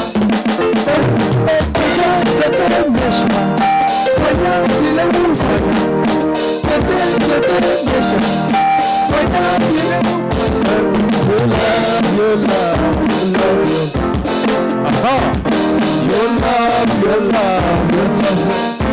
Muziki ya Fanda na Swag. You love, you love, you love. 1, 2, 3, 4. Wow. Thank you very much. God bless you. God bless you. Wow. Hey, hey, hey. Hey, okay. I have so much energy, Annie. Woo! Thank you so much. Thank you so much, QWACHEZZ and Papa ALPHAMATONE. Hey, they've brought so much good vibes, Yani. Tumekatika hapa. I hope you guys, wherever you guys are watching us from, mmekatika kwenye mko. Because my friend, the studio is on fire. Literally on fire. We are loving every minute of it. And I hope you guys are also having a blast wherever you're watching today's show from. Hey, niliwambia nitarudi na some good vibes. And you can see exactly what we are talking about. So right about now, we want to switch gears kidogo. Najua tume-entertain vizuri. So right now we want to have you take a seat kidogo. Mpumzike as we enjoy this next conversation we're going to have. We mentioned as the show was beginning that this month is Diabetes Awareness Month. And we have been joined by, we have experts in studio, an expert in studio today who has some experience in dealing with diabetes patients. And today we just want to listen to their side of the story, how they get to take care of these patients, and the challenges that they also go through, as we also try to encourage you, the youth who is watching, how to stay away from or how to avoid getting diabetes at a very young age or even throughout your life. So without further ado, I want to invite my very good friend and clinician. She's called Christine. Karibu sana, Christine. Thank you so much, band. Simama tu hapa. Usiogope sana. So Christine is a clinician. You'll give us a brief, or you introduce yourself briefly before we go into this conversation. Yeah. Good afternoon. Yeah. Good to be hosted by you, Josephine. Thank you so much. To be in Eastland. Thank you for I don't remember coming. the last time I was in Eastland, by the way. Yeah. I'm Christine Jogona Wambogo. Mm-hmm. I am a clinician Yeah. and a professional counselor. Yeah. I'm currently working. Just hold your mic close to you. Yeah. Currently working with United Nations Volunteer Mm-hmm. as a COVID responder. Oh, So wow. I'm on the front line Yeah. fighting COVID Mm-hmm. and any other diseases Yeah. based at the Nairobi County. Oh, very good to have you, Christine. Thank you so much for even being on the front line. I mean, it's been a crazy few months. Actually, not a few months, a crazy year. It's been a crazy It's year. been a yes. crazy year. Yes. So before we even talk about COVID, today all month we've been focusing on diabetes, the World Diabetes Awareness Month, yeah? Yes. And last week we had a nurse who came here to tell us about diabetes, what it's all about, how we should prevent ourselves from, the disease, how we avoid the disease. But today we want to actually hear from you, people who are on the front line, so to speak. You're dealing with patients day to day, and you have first-hand experience of, dealing with a diabetic patient. And of course, there are so many things that you look at as, living our lives out here carefree, and in your mind, you just want to I wish these people knew what they are doing wrong. So maybe we can start this conversation from that point. What is it that you see as people who are, so to speak, healthy, do that you would want people to know that, my friend, doing this is leading you, this direction, and we don't want to you get in that going down that road. Okay, thank you, Josephine. I actually watched last week's show. Thank It was you. very Yeah. interesting. Mhm. Nurse John did a good job. Yeah. And I've met a lot of young people, Mhm. this being a young people show, Yeah. who tell me that, Terry, I cannot have diabetes. Yeah. Diabetes is for the old. And I think even me when I was growing up, I used to know diabetes is for the old people. It's Yeah. for Guka, it's for Shosho. True. It's not for the youth. But I guess the reason why I'm here today Mhm. is to demystify that, Yeah. because diabetes is real, and especially among the youth. Mhm. And as you've said, I walk to a restaurant or I go to a party Mhm. and I see what people are eating, what people are drinking, and I'm like, God, do these people know what they're exposing themselves to? Yeah. Because diabetes is no longer a disease for the old people. It is a disease for everyone. Mhm. And these days, we even have young children who have diabetes. Children. Yes, we Children have as young as. we have children as young as 1 year, 2-year-old, 3-year-old. But for them, we Mhm. cannot say it is their lifestyle. Yeah, that's Most of them inherit it from their parents. so it can be inherited. Yes, yes. We have type 1 diabetes, Mhm. which you can inherit from your parents. Okay. And that one is very common in children Mhm. and teenagers. But for us, youth, me and you, Josephine, Yeah. and those people who are watching us, you could not be having diabetes today. Mhm. But the lifestyle that you're living is exposing you to diabetes. Yeah. And maybe you are wondering, what lifestyle is this? Yeah. And we narrow down to diabetes, tunajua ni ugonjwa wa Sukari. Kwa hivyo Exactly. kama ni ugonjwa wa sukari, we need to reduce our sugar intake. Tukibaki tu hapo kwa ugonjwa wa sukari. I know a lot of people that my director over here, he takes a cup like this, yeah? Amemimina sukari, like 4 cups or 4 spoons, those big hips. I don't know whether that is what we are talking about when you say sugars. That is part of the Or sugars. part of it. That sugar, the sugar we know, the Mhm. sukari for putting in tea, Yeah. is part of the sugars that we are Oh, discussing. okay. So it's not just the main thing that will cause you to No, have there diabetes. is so much. There is so much. Mhm. We have those sugars. Yeah. We have the refined sugars. Yeah. We love crackers. Okay. We love refined foods. What are refined foods? We love sausages. Okay. We love burgers. Mm. We love bacon. I'm not trying to bring down Farmer's Choice or any other Or company. Akina KFC. Yes, You're not but you mentioning, see, yeah. the youth, we love overeating. Mm-hmm. I want to do 5 sausages. And I know someone who does a lot of sausages. Yeah. I love your smile. He might be watching. I am very sure he's Yeah. watching this show. Mm-hmm. Please, I am not mentioning names, Yeah. but we need to cut down on the fats, the refined fats, the saturated fats that we are eating in our diet. Mm-hmm. I have met young people in the along the way, Yeah. and I tell them, when you eat in ugali, how do you do your ugali? They like sukuma. They can't do these traditional vegetables. Yeah. They don't want to do anything considered traditional. But Okay. with diabetes, if we want to live for long, Mhm. we want to protect ourselves, we need to eat the traditional food. Okay. We need to work out. Do you know Working overweight out. is one of the causes of diabetes? Are you aware of that, Josephine? Oh no, I didn't know actually. Yes. When Being somebody is overweight, overweight, being obese is a predisposing factor for Okay. you to get diabetes. If you take too much alcohol, Yeah. it is also a factor that can take you to diabetes. Mhm. If you're like our director who loves too much Sugar. sugar in his tea or in your tea, Yeah. that is also another predisposing factor. Mm-hmm. People who do not exercise, Yeah. we do not exercise. We want to eat everything that can be eaten, but we That you want just want to the sit gym. down. We don't want to Exactly. skip. We don't want to run. We Mhm. just want to sit down. That is another predisposing factor. Okay. And this is where the young people, we need to arise Mhm. and fight diabetes, because you will be shocked. Yeah. In this, the people who are listening to me, Mm-hmm. if we were to go to a hospital lab Yeah. and do a test for sugar, it's called random blood sugar test, Yeah. you will be surprised that 50% of us would have a high blood sugar level. Mm-hmm. Are you aware of that? But it does not mean you have diabetes. Yeah. If your blood sugar is high, Yeah. you could be having what is called pre-diabetes. Okay. And that part of being pre-diabetes, you can reverse by a lifestyle change.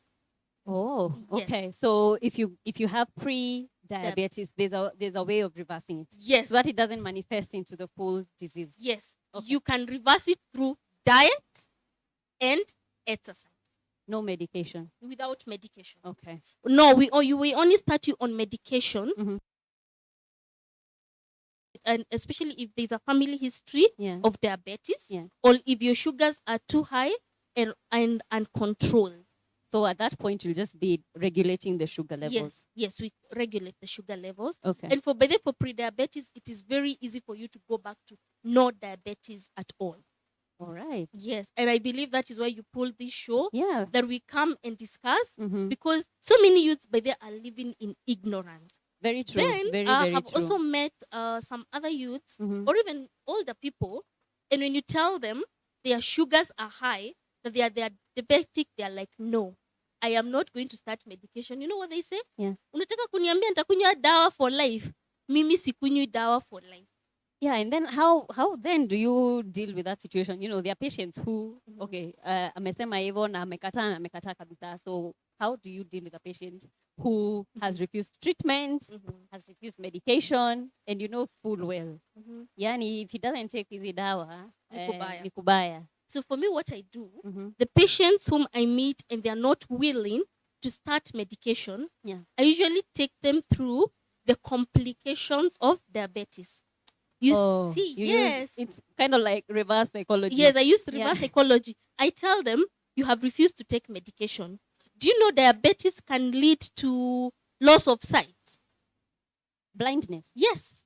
It's Okay. very easy for you to go blind with your sugar, especially for the diabetes that is not controlled. Okay, guys, are you listening to this? This is serious. This is very Yes, serious. You it- can lose your sight. You can lose your sight. Yeah. It predisposes you to cataract. Mhm. Cataract are some like growth in the eye that have to be surgically removed. Oh wow. Yes. Uh-huh. Diabetic and if it uncontrolled, it can lead to something we call the nephropathy. Simple terms, Mhm. your nerve cells become damaged. You must have met, I am sure, Mhm. you must have met someone who tells you, nasikia kuganda miguu, Yeah. nasikia kuganda mikono, Yeah. and then hiyo kuganda inafika anashindwa hata kutembea. Diabetes can easily lead to that. Your nerves wow. become damaged. Mhm. Another side effect, and I think this is what now makes most people decide to take medication. Yeah. If you're diabetic and your sugars are not controlled, Mhm. then you get injured. You get an injury. Yeah. An injury on your foot, on your hand, or you get a kidonda. Yeah. for that kidonda to pona, it takes a long time. And at times, you may have what is called a diabetic foot. Diabetic foot, it is a wound that does not get well. You're So are you constantly imagining? unwell. It Can you doesn't see heal. yourself limping the rest of your life just because You you, don't want to refuse take. to take medication? And Oh, for wow. most people that I've told that, they're like, hey, daktari, unaweza anza dawa sahi. Unaweza itisha pharmacy dawa ikuje sahi nikunywe. And I think for me that works very well. Yeah. The other complication you can get is you affect your kidneys. Yeah. Your kidneys become damaged just because you have decided you don't want to take medication. Yeah. And this goes hand in hand with, we have people with high blood pressure Okay. who also at times get diabetes. Yeah. Then they refuse to take medication because medication is for life. And you find that their kidneys get damaged. Affected. So these people start going for dialysis because of something they could have prevented by taking medication. Yeah. The other trick of diabetes is, even when you come Josephine and I start you Yeah. on diabetes medication, I will still caution you on your diet. Okay. As long as you have Diet diabetes, is very key. diet is key. Yeah. Diet is key. Even if I put you on insulin, I give you 10 types of medication, if your diet is not managed, you will always come back to the hospital with very, very high sugars. So diet is very key. Diet is key. We cannot emphasize this enough, guys. Diet. Diet is key. Diet. And something else, for the ladies who are listening and who are watching, Yeah. diabetes can make you have recurrent candidiasis, what Okay. most people call thrush. Yeah. If you find yourself every month, every week you're having thrush, please go to the nearest hospital, get yourself tested. It is one of the causes of recurrent candidiasis and recurrent UTIs in women. Oh, wow. Yes. Okay. Yes. We did not know that. Maybe you can explain thrush in layman's language. Yes, layman's Thrush terms. is, we might both understand what it is, but we are Yes. talking to a wider audience. Yes, so thrush is a fungal infection that affects our vaginas. And you have it by having vaginal discharge, which is whitish in color, Yeah. and you get very itchy, that even when you're standing, you just feel you want to itch. And I know for most ladies what they do, when they feel the thrush, they go to the chemist They for treat a medication. yeast infection Yes, instead. they say, I have thrush, I have a yeast infection, give me medication. But then you need to ask yourself, if this week, next week, the other week, you're being treated for thrush, you need to get tested for diabetes.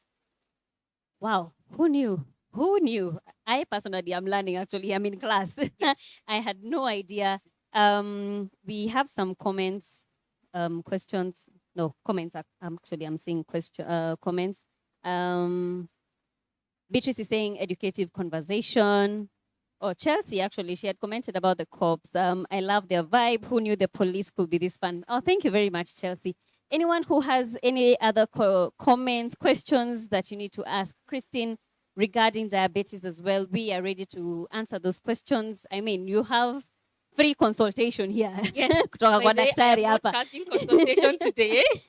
All right. So you have told us about the complications and how you guys deal with patients who don't want to get or seek treatment.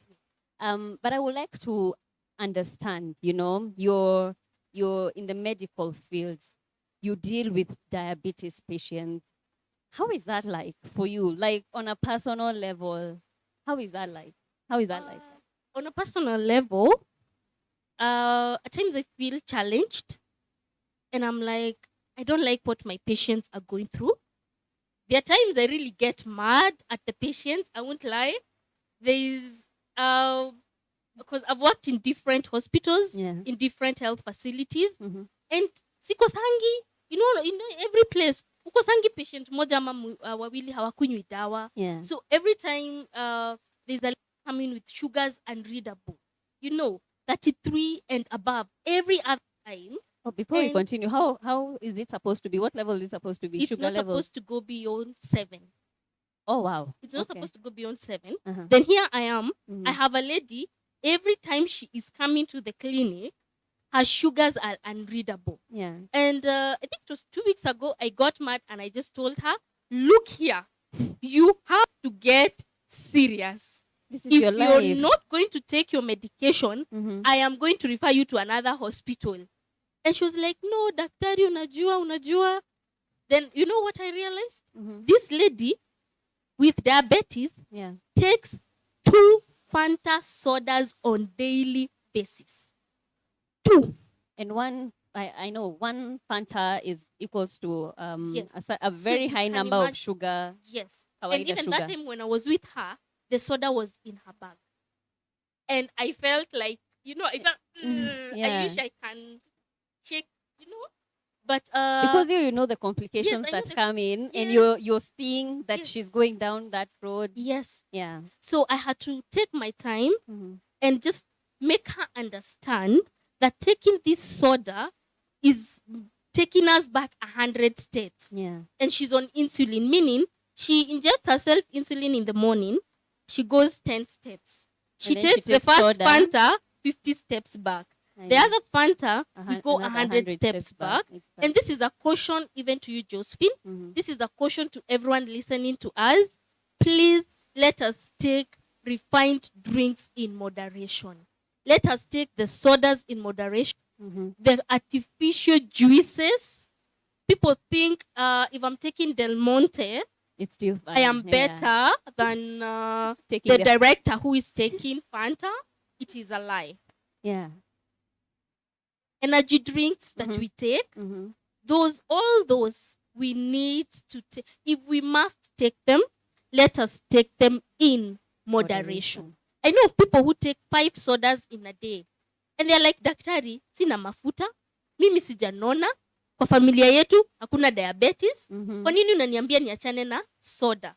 Unaweza kuwa kwa familia hakuna diabetes, lakini unaweza kuwa wewe ndio utakuwa wa kwanza because your lifestyle daily is Mhm. exposing you to become diabetic. Diabetic. Yes. Wow. Hey, I cannot imagine your life. Like every day you have to deal with, first it's sad. It's sad that you are actually seeing people, finishing off themselves, like for lack of a better term. I also want to take you back to also dealing with patients. Because we are celebrating, we want to celebrate nurses, we want to celebrate people in the front line who are dealing with diabetes patients day in, day out. And, it must take a toll on you guys, yeah? Yes. How do you take care of yourself? For me, Yeah. I'm a mother, I'm a wife, I'm a daughter, I'm an auntie. So how I'm able to take care of myself, I have trained myself to take my time out. I always take my time out. Very necessary. Yes. Even coming here today, my son was like, no, mami, leo ni Saturday, haufai kwenda job, Yeah. unaenda wapi? Yeah. Because I have trained my children, as long as it's a weekend, mommy is not working. Yeah. Mommy is home with her children. Mhm. And I also want to thank God. I am blessed with a good husband. He's very supportive. Yeah. In fact, he's somewhere listening to the show. Mhm. Thank you very much. Yeah. So we have trained ourselves to have time for us and our family, so that by the time I'm hitting Monday, I am so refreshed.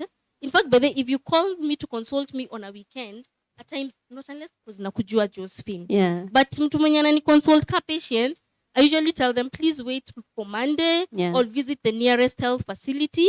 I just try to disassociate. When I'm at home, I am not a clinician. Yeah. I am a mother. Yeah. I am a wife. I am, You're a friend, you're a sister, an auntie. But yes. when I get to that hospital, immediately enter that hospital gate, Yeah. everyone starts saying, hi daktari, sasa nakuwa daktari huko. When I go back home again, mimi siyo daktari. Yeah. Yes. And I also spiritual nourishment, Yeah. because to have reference to God, Yeah. because he is above all. Yeah. I think at times when I get overwhelmed, at times when I have patients whom I feel, God, how do I deal with them? I also take time to pray and just tell God. But then my morning prayer daily is, God, give me energy and the strength to handle the patients that will come my way today. Yeah. Yes. And it must be draining because you're dealing, actually, hospital is not a happy place. Yes. You know, there's so many sad emotions. You're dealing with patients who are unwell, and that energy also rubs off on you. So, yeah, you need that time off. It's very, very necessary. And nurses who, sorry. For nurses who don't have the time to, the people who work day and night, you get that you're working during the day, you only have rest at night, and early morning, you're back at it. You don't have weekends. Most of them don't have weekends like as often as they would like. How within the hospital walls, the corridors and everything, how do they get to, stress relief at that particular, it's a lot you guys take in. It's so much. For me, what I do, and in the places where I've worked, I am a fun-loving person. So I always carry my fun with me, whichever facility I am working in. So we always get time during breaks just to chat. Like yesterday, we were doing Jerusalem dance. Yeah. Out of the blues. I was like, guys, we can just do Jerusalem kidogo. Yeah, to let loose. Yes, so we where I've been, we always get time to have fun. If someone has a birthday, we get a cake, just to celebrate. And we also encourage each other to talk to each other. If you feel drained, if you feel you're fatigued, it's always important to talk to someone close. And especially during this time, we have the normal patients, and we also have the fear of the COVID-19 pandemic. Very true. And in fact, I think COVID now have made it even worse. Yeah. Because you come to work, I am afraid, will I get COVID and take it to my family? Does any of my colleagues have, all that fear? Yeah. So, but recently we have gotten support where we get counselors to come and just to debrief, have conversations with us, and we've been getting moments to debrief. And others, we just do it on our own. I know even you have called you a couple of times, and I'm like, Josephine Nikubaya, I feel like this. So I always advise people, it's good to have a network. It's good to have a support network. Those days when you're feeling down, those days when you're not sure if you're going to make it tomorrow, let your support network be there for you. Yeah. And for me, my biggest support network is my husband, my family. And I have girl squad who are always with me, They're always I have a good support network, yes. Yeah. It's very important. Very important. Very Even crucial. It's very key for you. Yeah. Okay, let me see whether there are many other questions. Okay, as a frontline worker, Michael's asking, as a frontline worker, during COVID, what's your biggest fear, worry? You've mentioned one. Yes. My biggest fear during this season is contracting COVID-19 and taking it home to your baby, to my babies, to my family. That is my biggest fear. Yeah. Yes. Must be heavy.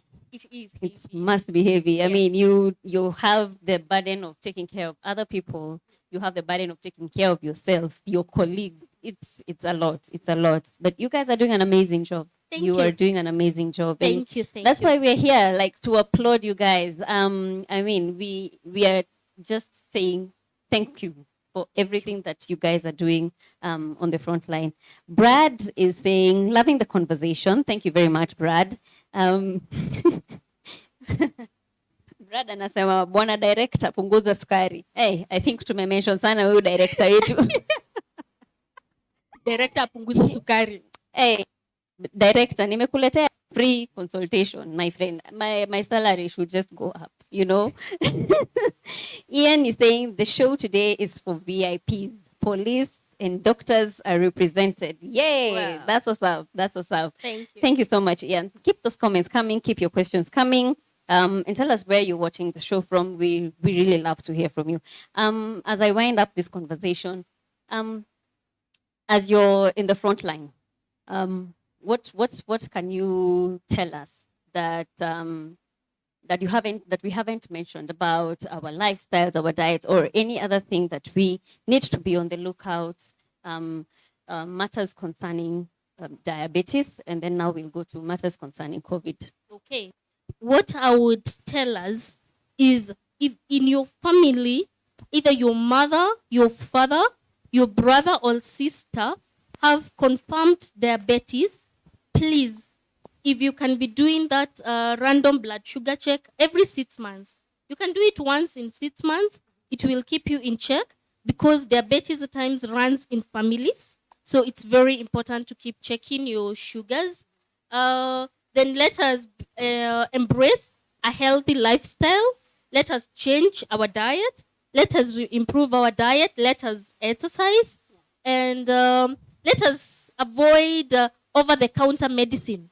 Let's avoid going to the pharmacy, explaining to the pharmacist, I'm feeling like this. I feel you should give me this. Yeah. Let us avoid that, because you will find, diabetes makes you lose weight. I don't know if that has been mentioned. Diabetes causes a lot of weight loss. Yeah. So you can find someone going to the chemist, anasema hana appetite, ame lose weight, anapewa tu multivitamin. Anaambiwa appetite itarudi. Yeah. Anarudi tena after 2 weeks, anapewa multivitamin tena. Anaambiwa appetite itarudi. Well, in the real sense, it could be diabetes has already started eating him up.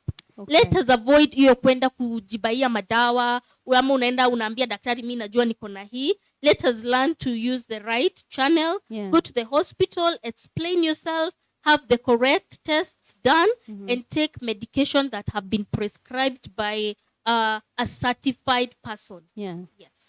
Not those quacks. Not quack.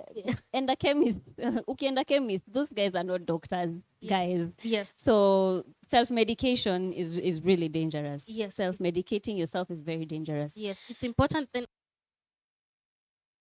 different types of diabetes, and also according to age, will help me determine which medication to put you on. Okay. So if you go and you started on the wrong medication, instead of getting better, you get worse. So it's very important. Come to the hospital. Let us put you on the right medication for your type of diabetes. Okay. Yes. And I wouldn't be doing this conversation justice if we don't talk about COVID. You have dealt with COVID patients. Yes.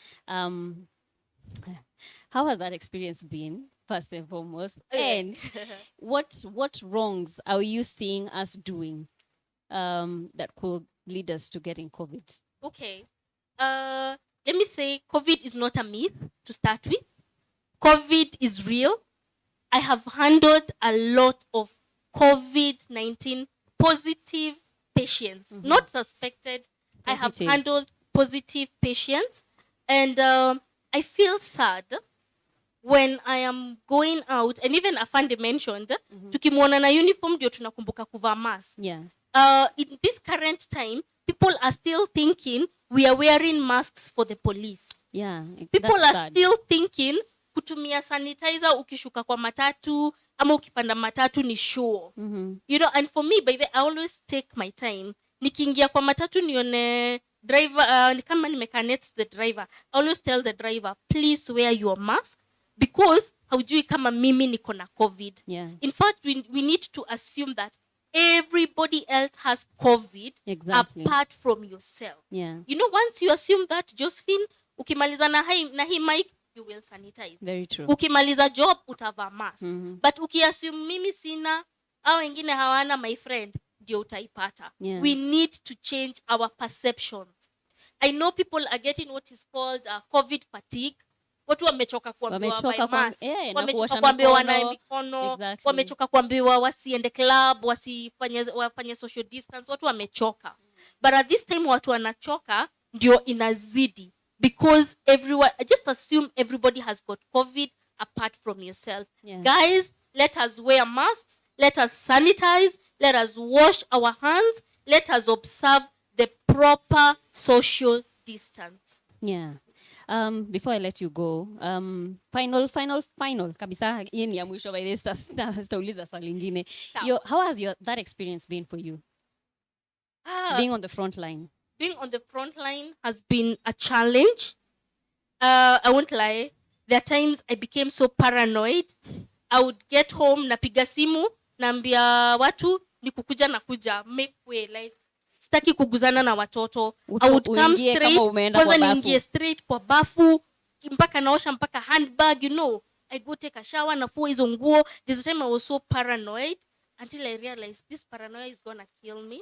So what I do, immediately nafika, at least they know not to hug me first. Yeah. I wash my hands, I change, I shower, then now we can. But I think the paranoia is kind of gone. Yeah. But I'm still taking the precautions, and my babies will remind me, mami unatuambia tukuhug na hauja change, Yeah. haujanawa mikono. And the scary bit is also like, what if I develop breathing complications? Yeah. The ICU beds are Are full. especially that the Will fact they that you consider know. me that I am a health worker? But will that mean watoe mgonjwa mwingine ndio waniweke?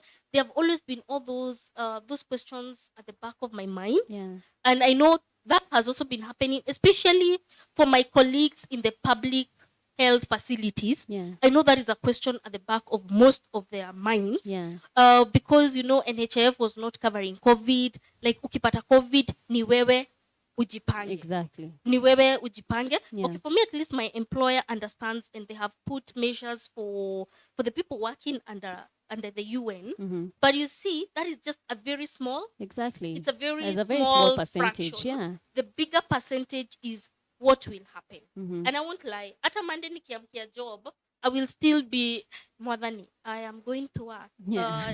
Do I have to? You really have to, You know, exactly. but we have to because I am called. For me, I say medical field is more of a calling. Yeah. And if you do not have that calling, you will not be able to deal with your patients properly.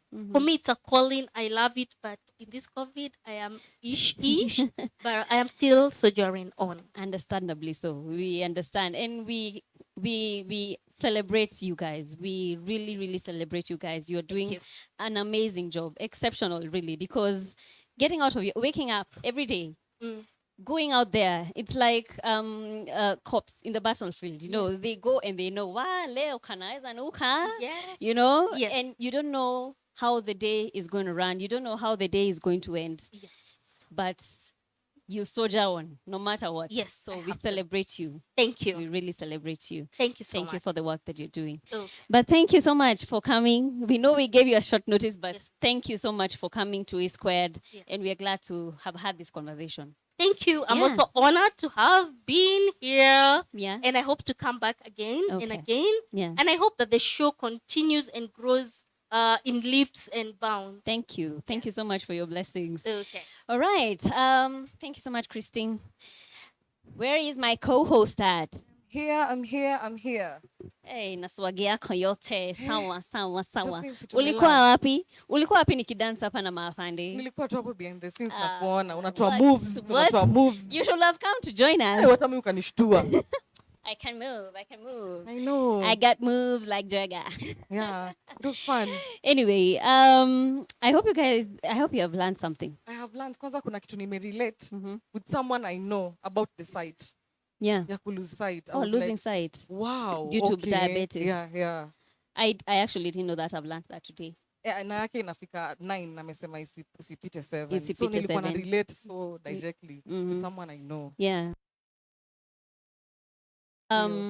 I hope this information that we are sharing with you is going to help you in one way or another, or a friend that you, or somebody that you know. Yeah. If they haven't watched this show, please make sure you share these links to everyone you think that information is going to help them in one way or another. Because I mean, you learn something, I learn something, we share, we grow. Yeah. We grow. And we stay healthy. Yeah. You know? Yeah. Yeah. So right about now, umetuletea nini?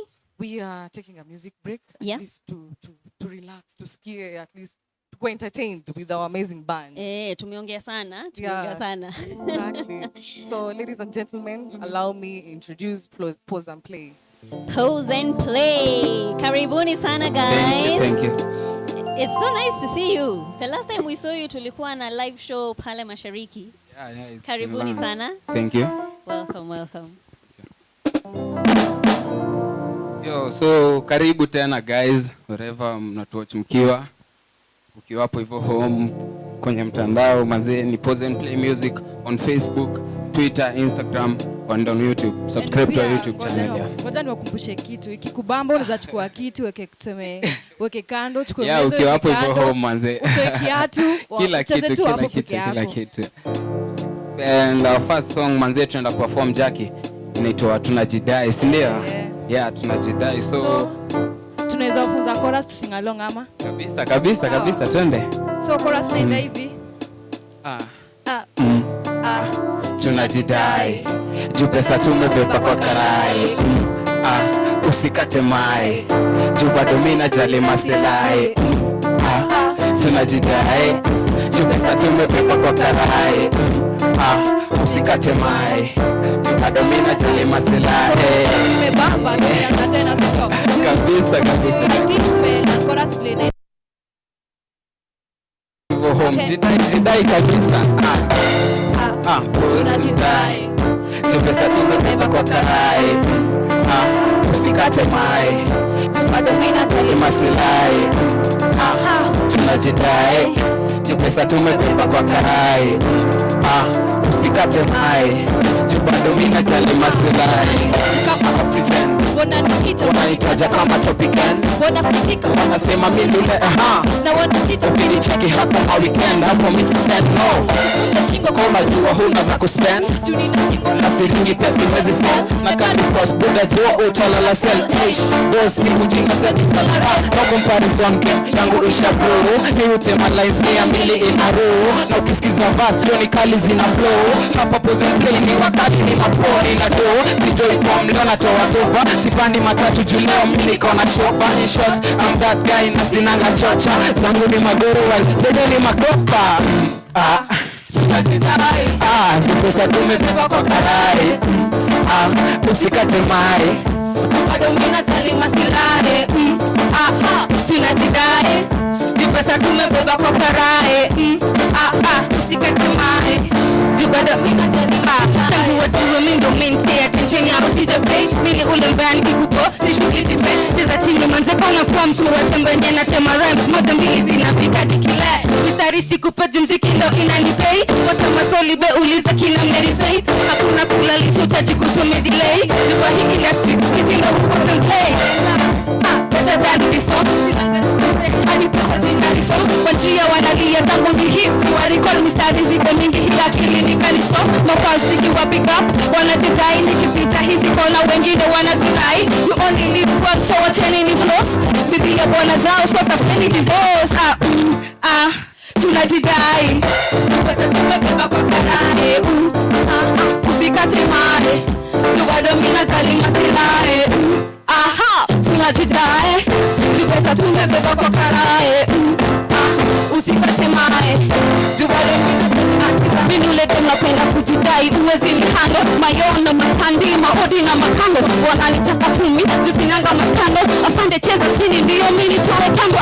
Mimi jina kubwa tokinyeka na small letter. Na rule kambizeni utadhani mimi inspector. My answer kinitaja fast pull off selector. Hizo machupa katija lango chongeza got the keys to the city. Na sipigangi photo spendi zomba miti proti kukuzangi soto mini kwiti. Ukitake kunichomea photo mtaani rangi zangu zinazigram kama moto. Tunajidai. Pesa tumebeba kwa karai. Usikate mai. Bado mimi najali maslahi. Tunajidai. Pesa tumebeba kwa karai. Usikate mai. Bado mimi najali maslahi. Tunajidai. Tunajidai. Tunajidai. Sema tunajidai. Tunajidai. Tunajidai. Mikono juu ya hewa sema tunajidai. Tunajidai. Pose and play. PNP hapa tunajidai. Madem tuna pose and play. Tunajidai. Ukiwapo home kuna enjoy. So make sure pia ukiwapo home ni Pose and Play Music. Una subscribe to our YouTube channel at Pose and Play Music. Facebook ni Pose and Play Music. IG pia ni Pose and Play Music. Sasa spelling ni PAUSE capital letter N space then PLAY, si ndio? Loving the energy. Mmekuja na sai kile moto umetuamsha. Karibuni sana. Wow. Akisi mna suffocate tu kijana. Ameshazoea, huyu ashazoea. Utaki kijana mwanamume mwingine akuje kwa group. Ametutosha, huyu ametutosha. Ameweza? Ameweza. Okay, karibuni sana. Mbona nataka mjintroduce like tuwajue na majina, like specific jina and then tuendelee a quick one. Jackie PNP. Mili PNP hapa. Na mimi naitwa Brenda PNP. Mimi naitwa Purity PNP. Mimi naitwa Lidon PNP. Kila mtu anaitwa PNP. Someone Pause and PNP. play. Yeah. Pause and play, yeah. Mnakufa na label yenu. Okay. So why pause and play? Mbona muli like lete jina pause and play like no. Wacha tu huyu ndo the most unique hapa. Tuanze. Yeah, Big Man Mazu. Okay, tulikuwa group ilikuwa kubwa na vile group iliformiwa kwanza. Hatukuwa na jina obvious. So ilikuwa ni tukae kwanza tufikirie tutajita jina gani. Yeah. Then kulikuwa na boy fulani kwa group. By that group yetu haikuwa hivi. Mlikuwa massive. Wasa walikuwa wengi sana. Okay. Yeah, so boy like hizi kuna vile angezanga kudania beat ikiendelea, lazima pause kwanza asikize kitu afikirie play. So tukaona hiki kitu na then tunatafuta jina pia. That's when pause and play kama pia jina yenyewe ni musical, hataki kujiita jina zingine hapo hivi. Yeah. Yeah. Amazing. So apparently mlikutana aje? Ungetaka kujua ku maintain pia watu 5 si rahisi. And then nataka kujua kwa nini mna suffocate two boy child. Mlijipata aje, kwa nini mlijipata wanne alafu yeye akajipata peke yake like yeah. Oh, actually, si atumsuffocate, ashazoea. Yeah. And group tu akwa boy peke yake, Yeah. walikuwa maboy wengi. And group tulipatana, tulikuwa chuo. Hapa kuna wenye tunaishi mtaa moja. Kuna watu, so unapata hii group yetu, kuna watu from mtaa different. Juu unapata yeye anatoka Mathare, sisi tunatoka Bangu, unaona? Yeah. Kuna mwenye anatoka Sau. So but tulipatana tukiwa chuo, then tukakaa. Are you still in school bado ama mlimaliza shule? Hapa watu kuna wenye wako shule. Nini wa young bado? Tuseme tu si wote tuko shule. Yeah, amazing. Tuseme tu yeah. So naweza taka kujua stepping stone yenu, like mlijulikana aje, mlitoka aje nje watu wakajua pause and play. What was that one project that you guys did and then boom tukajua pause and play exists? Like tunataka kusikia sauti ya light skin. Okay. Mimi naweza sema ni tumekuwa supported na kwanza manager wetu, Yeah. DJ JJ, and then unajua kuna vile slogan inaweza kama mtu ucheki wase tuseme kama corona vile ilikam, Yeah. unaona wase wengi wamefanya about corona. So sisi tuli come up na ngoma ya wabebe, tukakaa chini tukaandika ngoma ya wabebe. So kufanya hiyo song ikafanya poa sana. Then next yenye nyingine naweza sema ilitutoa ni Yes Bana challenge ya calligraph. So hiyo vile tulifanya, I think ilifanya tukakuwa na mafans na tukakuwa na subscribers wengi. So I think hiyo pia ni one of the achievements yetu. Na pia tulikuwa tunapiga mashow pale mtaani, kipata watu wameka event, tunaenda tuna perform. Sasa unajua tulianza kujulikana na watu wa mtaa kwanza, watu wa home, but sai more people know us. Amazing. Guy, nimefurahi. Like it's so hard kupata young people wako tangible on something that wana grow nayo. So as venye mmesema Yes Bana venye liwatoa nje, kuna msanii amewatafuta, you know, you doing a cover of Yes Bana ya calligraph, haja watafuta like kuwapongeza ama just any other person mwenye nataka kuwapongeza for that good job mulifanya Yes Bana? But pia kuna wasanii bado wengine walikuwa wametupromise vitu, but vile masiku zilienda wakaanza kuchange. Unampigia simu anakuambia yuko ako busy, mara akwambia uka event, yani story tu mob. Then obvious pia kama kuna msanii ako huko nje anataka tuseme kupiga collab na PNP, lazima kwanza apitie kwa manager. Kwa So manager. akipitia kwa manager, lazima apitie kwa manager kwanza ndio si tujue. So maybe anza kwa mpitia kwa manager na hatuwezi jua, but lazima msanii apitie kwa manager in case anataka kufanya anything na positive. But pia kama msanii ako poa na anajiamini ako poa, pia si unajua vibe pia lazima ikue. So pia si mtu yote tu unatu approach tu kama uko poa unatu text maybe FB, IG, any social media handle. Na pia as long as unafanya good music, we are always here. Mnajitetea. Kila mtu anajitetea, anatafuta mfanyini. Kae ni mnoma. So apparently mention mko na manager. Nilikuwa nataka kujua by the way how you as young people mnapata support wapi ya ku like release ngoma na video. Yeah. Okay. Support yenye kwa sasa tuko nayo ni manager wetu. But then pia support ingine ikikama tu hatuwezi kataa pia. Kwa sababu hatuwezi sema pia ati tuko poa tuko na kila kitu video anyone mwenye anaweza pia support like financially and all that and mental like kuimba and all that. So ni mngetaka saizi mnatamani sana kufanya collab, like if today you were to look at this camera na useme enyewe si tunatamani kufanya collab na msanii so ni nani? Ni wengi. Wengi ya. Natuambia sababu. First of all, kila mtu mwenye anafanya muziki poa. Then kila mtu ako na msanii mwenye pia utamani tu. So kani Kenya mainstream mama msanii tu yote, hatuwezi sema msanii specific, but msanii yote mwenye akupoa sitko. Enyewe pia lakini kunao pia kina Kali, Sauti Sol, hatuwezi mind. Jua kuna vibe poa and wakikaa mtu tunafanya ngoma. Mimi bambika sana vile teme Nyashinski, Octopizo na Calligraph wote mamistari juu wenyewe watu wako na punchline. Unajua si kila msee ana rap. Mimi naweza sema si kila msee ana rap, anajua kurap ama anajua kuandika. Kuna wasee wako na punchline huku nje na kuna wasee ndio ni rapa lakini wakienda rap battle wanashindwa. Sasa unaona. So Calligraph na au wawili nimewataja. Mimi naweza penda tufanye collab na wao. Mimi na feeling kwa fine. Speaking about rap battle, you were here last year December and then you have graced our show today Tena on E-Squared. Like thank you so much. What genre of music are you doing?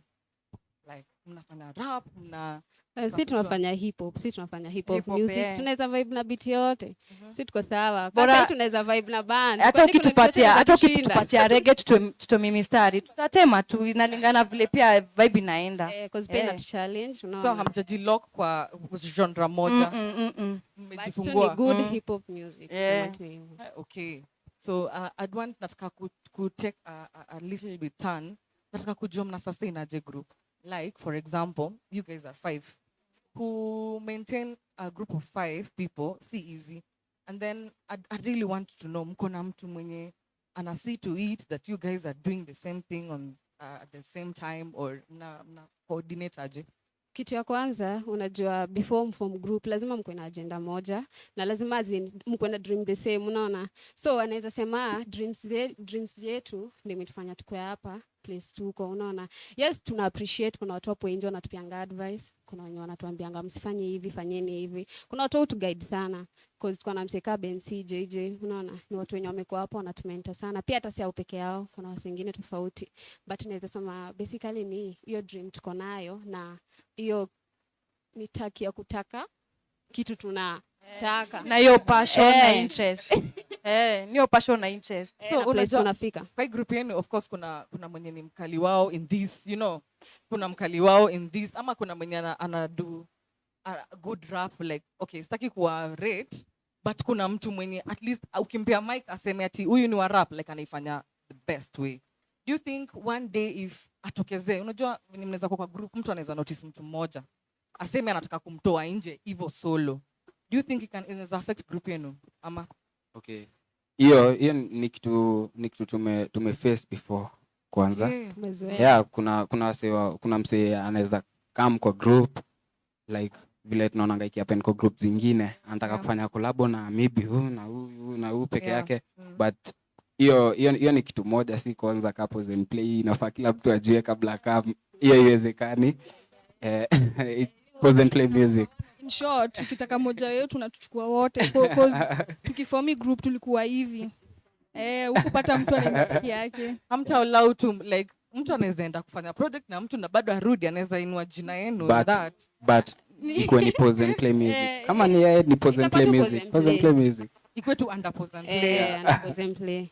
Alafu najua pia another thing ni kitu watu understanding ni ngoma ni tofauti. Inaweza kwa labda kwa hii ngoma huyu alikill, unaona? Kwa kuna ngoma next mimi nilikill, kuna ngoma next huyu aliua, unaona iko hivyo. Yeah. Okay, nini mnajidefend. Like inafaa hivyo.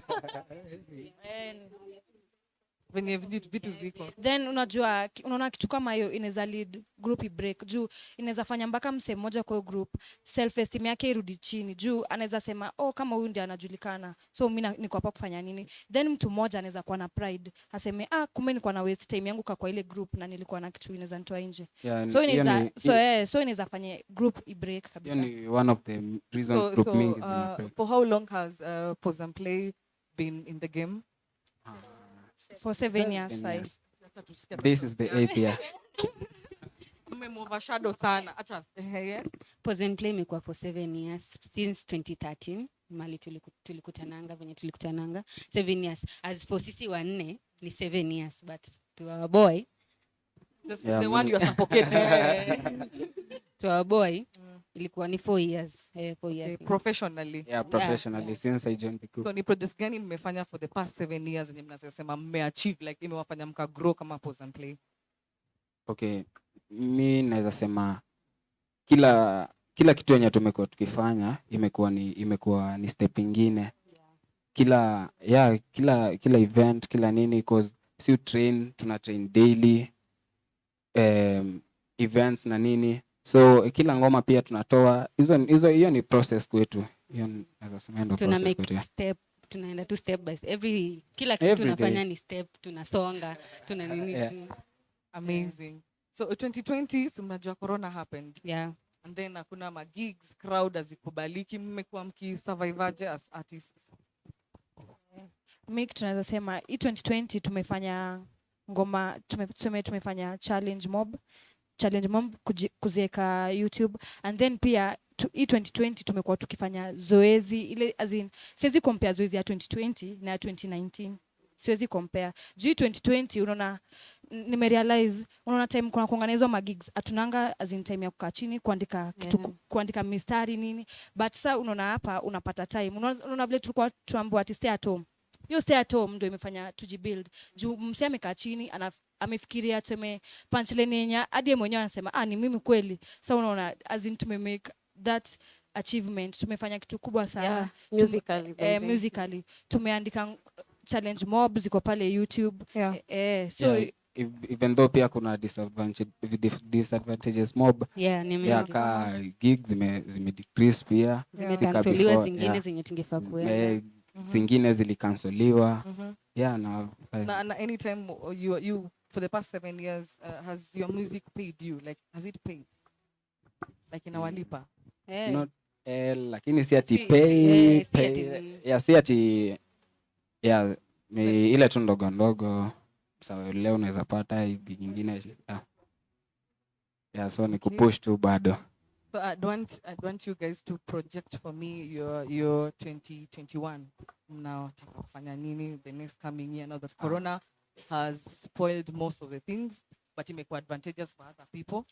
To project your next projects, maybe 2021 to expect nini? 2021 I expect more music, more vibe. Back to back manze, muziki poa sana, yani hata bado hata pause and play hatujaanza kitu yote bado. Projects ni mingi zinakuja. Bado ndo tuko warm up. So 2021 manze inafaa we expect a lot. Na tunakuja na ubaya. Mbaya sana. Hiyo kamera kusema unakuja na ubaya. Tunakuja na ubaya. Tunakuja. And so be ready for us. You being as young people nataka mu advise tukirapi interview. nataka advise my young people. Kuna watu young people who are outside here, they want to do something like when they go into music, na pengine wanaifanya tu because of their idol and all that, but nini kitu ni tangible kwenu, it's your life. Advise them on how to fast sustain a group like this, like a big group like this, and how to just do whatever you want to do as a young person in a very serious way. Well, mi kitu naweza advice wewe mwenye unaniwatch hapo ukiwa kwa nyumba ama place yote ni ati follow your dream, unaona? Just follow your dream. Make sure like kila kitu unafanya inatoka kwa hati yako, unaona? Na place hapa tumefika, hata hapo wanasema hapa 7 years. Sasa tulianza kuhitio 7 years amati ngoma zetu zilianza kusikika 7 years. Ina take time, tumetrain sana, like naweza sema tumechukua 3 years before hadi tuende kwa hiyo kurekod. Si ati unaenda tu studio na record. Inataka training, si rahisi. So make sure una train na pia follow to dream yako. Maboy, unajua maboy inakonga shida manze. Kama mimi kuku hapa hivi pia bana, unajua maboy like unapata boy anaweza mimi nafanya music full time. Naweza sema hivyo. Unapata boy ni ngumu sana ku maintain cause hata maliza shule. Sijui mzazi anampiga pressure huku hivi, anataka sijui nini, anafaa ku hustle. Madem pia wanampiga pressure. Maboy mwache hizo jo. What focus manze, focus ni kitu poa sana. Ukifocus na chenye unataka, dreams pia zina come true. So usikoe hapo hivyo manze na doubt nini. Ukipush bidii, kila kitu itakuwa poa. Na pia on the other side kwa madem, obviously utapata kuna mtu atakwambia wewe msana mrembo hivi unafanya una waste time hapo. Unafaa pia unaangalia si kila mtu atakupenda na so kila mtu atachukulia kitu yako unafanya serious. And so then, no go straight. And then msee tuseme akijua kitu anataka kufanya kwa life yake. Wewe mwenyewe ukijiita meeting, useme mimi kwa life yangu nataka kufanya kitu ina hii. Imagine unaweza fanya hiyo kitu juu hakuna msee hataki kuwa successful kwa hii life. Kila msee anataka kuwa successful. Nataka kuwa successful through hii kitu. Uta-follow up your dream yako mpaka in fact usi give up hata nini fanyike, utai-follow up mpaka siku yenye utaona uko successful. Jadi pia si tunafanya hiki kitu tukijua inakuja kulipa bana jo, hii ni career. Jadi pia wazazi unajua pia wazazi pia uko na shindongo iti unakuja kwani hadi wewe venye amesema ni ukweli. Kwanza kwa sisi wazazi wanasema badala usome una engage in music. Ijakuwa hii jani yote ijakuwa easy for us. Imekuwa na milima na mabonde, but tume stick on what tunadu. Tunafanya vitu sisi wote tunajijua hapa venye tuko. Kila mtu anajua nini anataka hapa. So it's a matter of just knowing yourself. And then saa zingine unasikia mzazi anasema sana unajua sisi tuwafanya secular. So unapata mzazi anakuambia sasa hizi vitu hizi kwanza unevilome tuseme alikotoa na TV au unevilome sasa ayo nini. Sasa unaona ni changamoto kubwa sana, ushaanza kwa kitu ngumu. Changamoto bana si rahisi. Mayouth wamesikia. So let's tuangalie feedback zetu zenye ziko mtandaoni. Okay. So Beatrice Patricia anasema pause and play, you're on fire. And then Msumba Felix anasema anaweza join pause and play. To try kubalance your ratio ya gender inequality. Felix Msumba, thank you for watching. And then still Felix anasema nataka kujua nani ndio mother hen kwa hiyo group yenu. Okay. Mother hen. Hakuna mother hen. Hakuna ule mzito wao. Hapana, hapa si ujitambua, kila msee ni mzito kivyake. Hakuna mkali kivyangu hapa venye najiona. Ni mkali kivyake. Hivyo tu. Okay, so nataka kuwa invite to biggest show this December on 19th December. And it's about the GOAT, the greatest of all time. So the winner at Tutamu Award, this GOAT that we are talking about. and we want to invite you guys because mna rap. We appreciate rap battle. Mbaya sana. Kuje battle hapa na watu from all over. Then you tujue the greatest of all time. Thank you so much for coming.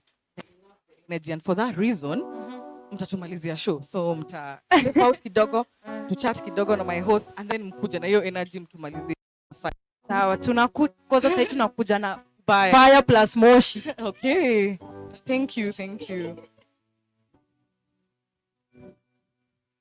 Wow. The energy. The vibe. Yeah, watu wa young. Ule host wangu wako wapi? Josephine. Yeah, I'm here. Mona, venye young people wako. Me, I love these guys. I just love them. Every time they come on the show, yani wanakuanga tuna energy kuruka. And there's I think I can remember one of them. We challenged her. I think two of you, the ladies, they've done a rap battle. Yeah. Last Ni year. wakali. That's why anymore invite. They are good. They are really good. Na juu wamesema they can freestyle on anything. I think tutafunga show na hao. Yeah. Tutawaangushia reggae. Msema mnaweza fanya reggae? Tutawaangushia reggae tune. Mfanye freestyle. Yeah? We are good. Yeah, they're good. They come ready. They come prepared for anything. Exactly. When you come here to A Squared, my friend, you better be ready for whatever. And wametuambia hao wanna do anything. Bora ina vibes, yeah. Inawajenga kama wasanii, they'll do it. And that's what's up. That's what's up. Yeah. Ladies and gentlemen, thank you so much for your company. As always, I usually say that if we don't get your feedback, if we don't get your comments or even a thumbs up to tell us that you're watching the show, as in we feel very lonely, but you guys are good company, always, exactly. always. And we enjoy that company. We enjoy your good vibes. We enjoy, feedback. Hearing from you. Yeah. It's amazing. Thank you so much. I don't know whether did we look at any feedback on Facebook or whatever? Did we check on Facebook today? Oh, wow. Not really. We are terrible. I don't know whether you can get anything there. No, I can't. Maybe. I think there's, Yes? There's just a feedback from YouTube. Uh-huh. It's our one and only MC, Awiki Day. Oh, a wiki day. We've missed you. We've missed you today. We've missed you. Amesema, it's good to see beautiful ladies hosting the show. Woo! I know, and Amesema, show it on fire. Thank you so much, a wiki day. Thank you so much. Thank you so much. So, that is it. We have come to the end of the show. And we love having you. I think I'm being directed. I'm getting. There's a message. There's a feedback from YouTube. Uh-huh. Michael Black is asking. Yeah. Relationship huwa zinasumbua wase wa young. Wana manage aje the pose and play. Wana manage aje. Okay. Kukuwa na kijana. Oh. Kijana bila kukatiana. Oh, pause and play. There's a question here for you. I think as we wind up the show, you guys are going to come back and answer that question as we. The relationship husumbua wase wa young sana. Mm-hmm. So how do they manage kukaa na kijana bila kukatiana? Okay. So as we mkikuja kufanya freestyle mtatujibia hiyo swali. But I want to leave the stage for these amazing people. And this is where we come to the end of the show. Thank you so much for watching the show. Thank you for keeping us company. And as always, join us on Facebook Live, YouTube, we're on Instagram as well. Yeah. Please subscribe to our channel as well and share with as many people as you can reach. We have amazing content. Yani, you cannot find content that is boring on our channel. Yani, you will learn something, you will leave that channel entertained. So subscribe and keep it locked every Saturday at 2 p.m. to 5 p.m. Pause and play. Kujeni tumalize show tafadhali. Nani atatujibia swali? Relationships. Sikuwa kijana, iko tu one of the ladies that tuambie. Yeah. Okay, sisi tukikuja hapa ka Pause and Play, vile tuliform group hapa tuko kaa brother na sister. So, boy venye ako hapa, huyu ni brother yetu. Tunampenda sana though, lakini hiyo ni swali muulizo na watu wengi. Peke yako. Siwe peke yako hapo, but yeye ni kaa brother yetu tu. Bana, kwanza mkubwa. Yeah. So, si ngoma tunaenda kufanya inaitwa Wabebe. So, kama pia wewe tutakubeba ukiwa hapo. Tunabeba tu kote wote. Unajua kwanza ni aje? Yeah. Nataka kusema shukran manze kwa hii band yetu ya leo. Wanaweza tuonjeshe hiyo track kwanza. Twende. Yeah. Usisahau vile unafanya hivi ndo alifanya Zimbabwe. Umesahau? Kabisa. Yeah. BNP. Pause and play. Pause and play. Pause and play. Pause and play. BNP. Pause and play. So Chakina ni bamba inawabeba, mademona jigamba wamezibeba, na maswali wakingegi hawatabebwa. Watabebwa, hii chakina ni bamba inawabeba, mademona jigamba wamezibeba, na maswali wakingegi hawatabebwa. Pulo. Hiyo ilikuwa ya kuambia watu viti, lakini washatoa. Hopefully hope utasing along na sisi hapo home. Unatuwatch. Wabebe. Hii chakina ni bamba inawabeba, mademu wanazikamba wamezibeba, na machali wakingedea watabebwa. Watabebwa. Hii chakina ni bamba inawabeba, mademu wanazikamba wamezibeba, na machali wakingedea watabebwa. Watabeba. Ukinipenda haimaanishi wow, ukinipenda haimaanishi mimi nataka wow. Jumi nikikupenda sasa sina form, nikikutaka chukombani sasa juu ya do, unanipa mimi nikipita uko na story map, so stop. Niko rada na siwezi kuwa mimiko, ukijifanya mjanja na kustop na sita ukoma hizo message za kwako na hizo stories za kwako na una form kumbe kwako na una nana huyo kijana ni anasema una nana una twende kwa basi inanibamba inawabeba, mademu wanajigamba wamezibeba, na machali wakingevi watabebwa. Hicha kinanibamba inawabeba, mademu wanajigamba wamezibeba, na machali wakingevi wabebe. Maganga hinganya lipi kwa debe so wabebe, mabuda na machik kama mwewe wabebe, akina njeri akina kamene watete, wapende wasipende watupende, toka tege usibebwa na manjege, hizo skati zinatoa ziko sete, sijui tu wabebe ni mababi ni mahomi, ama wanasiza rege ni makali ni mapiza, ama wanataka madenge.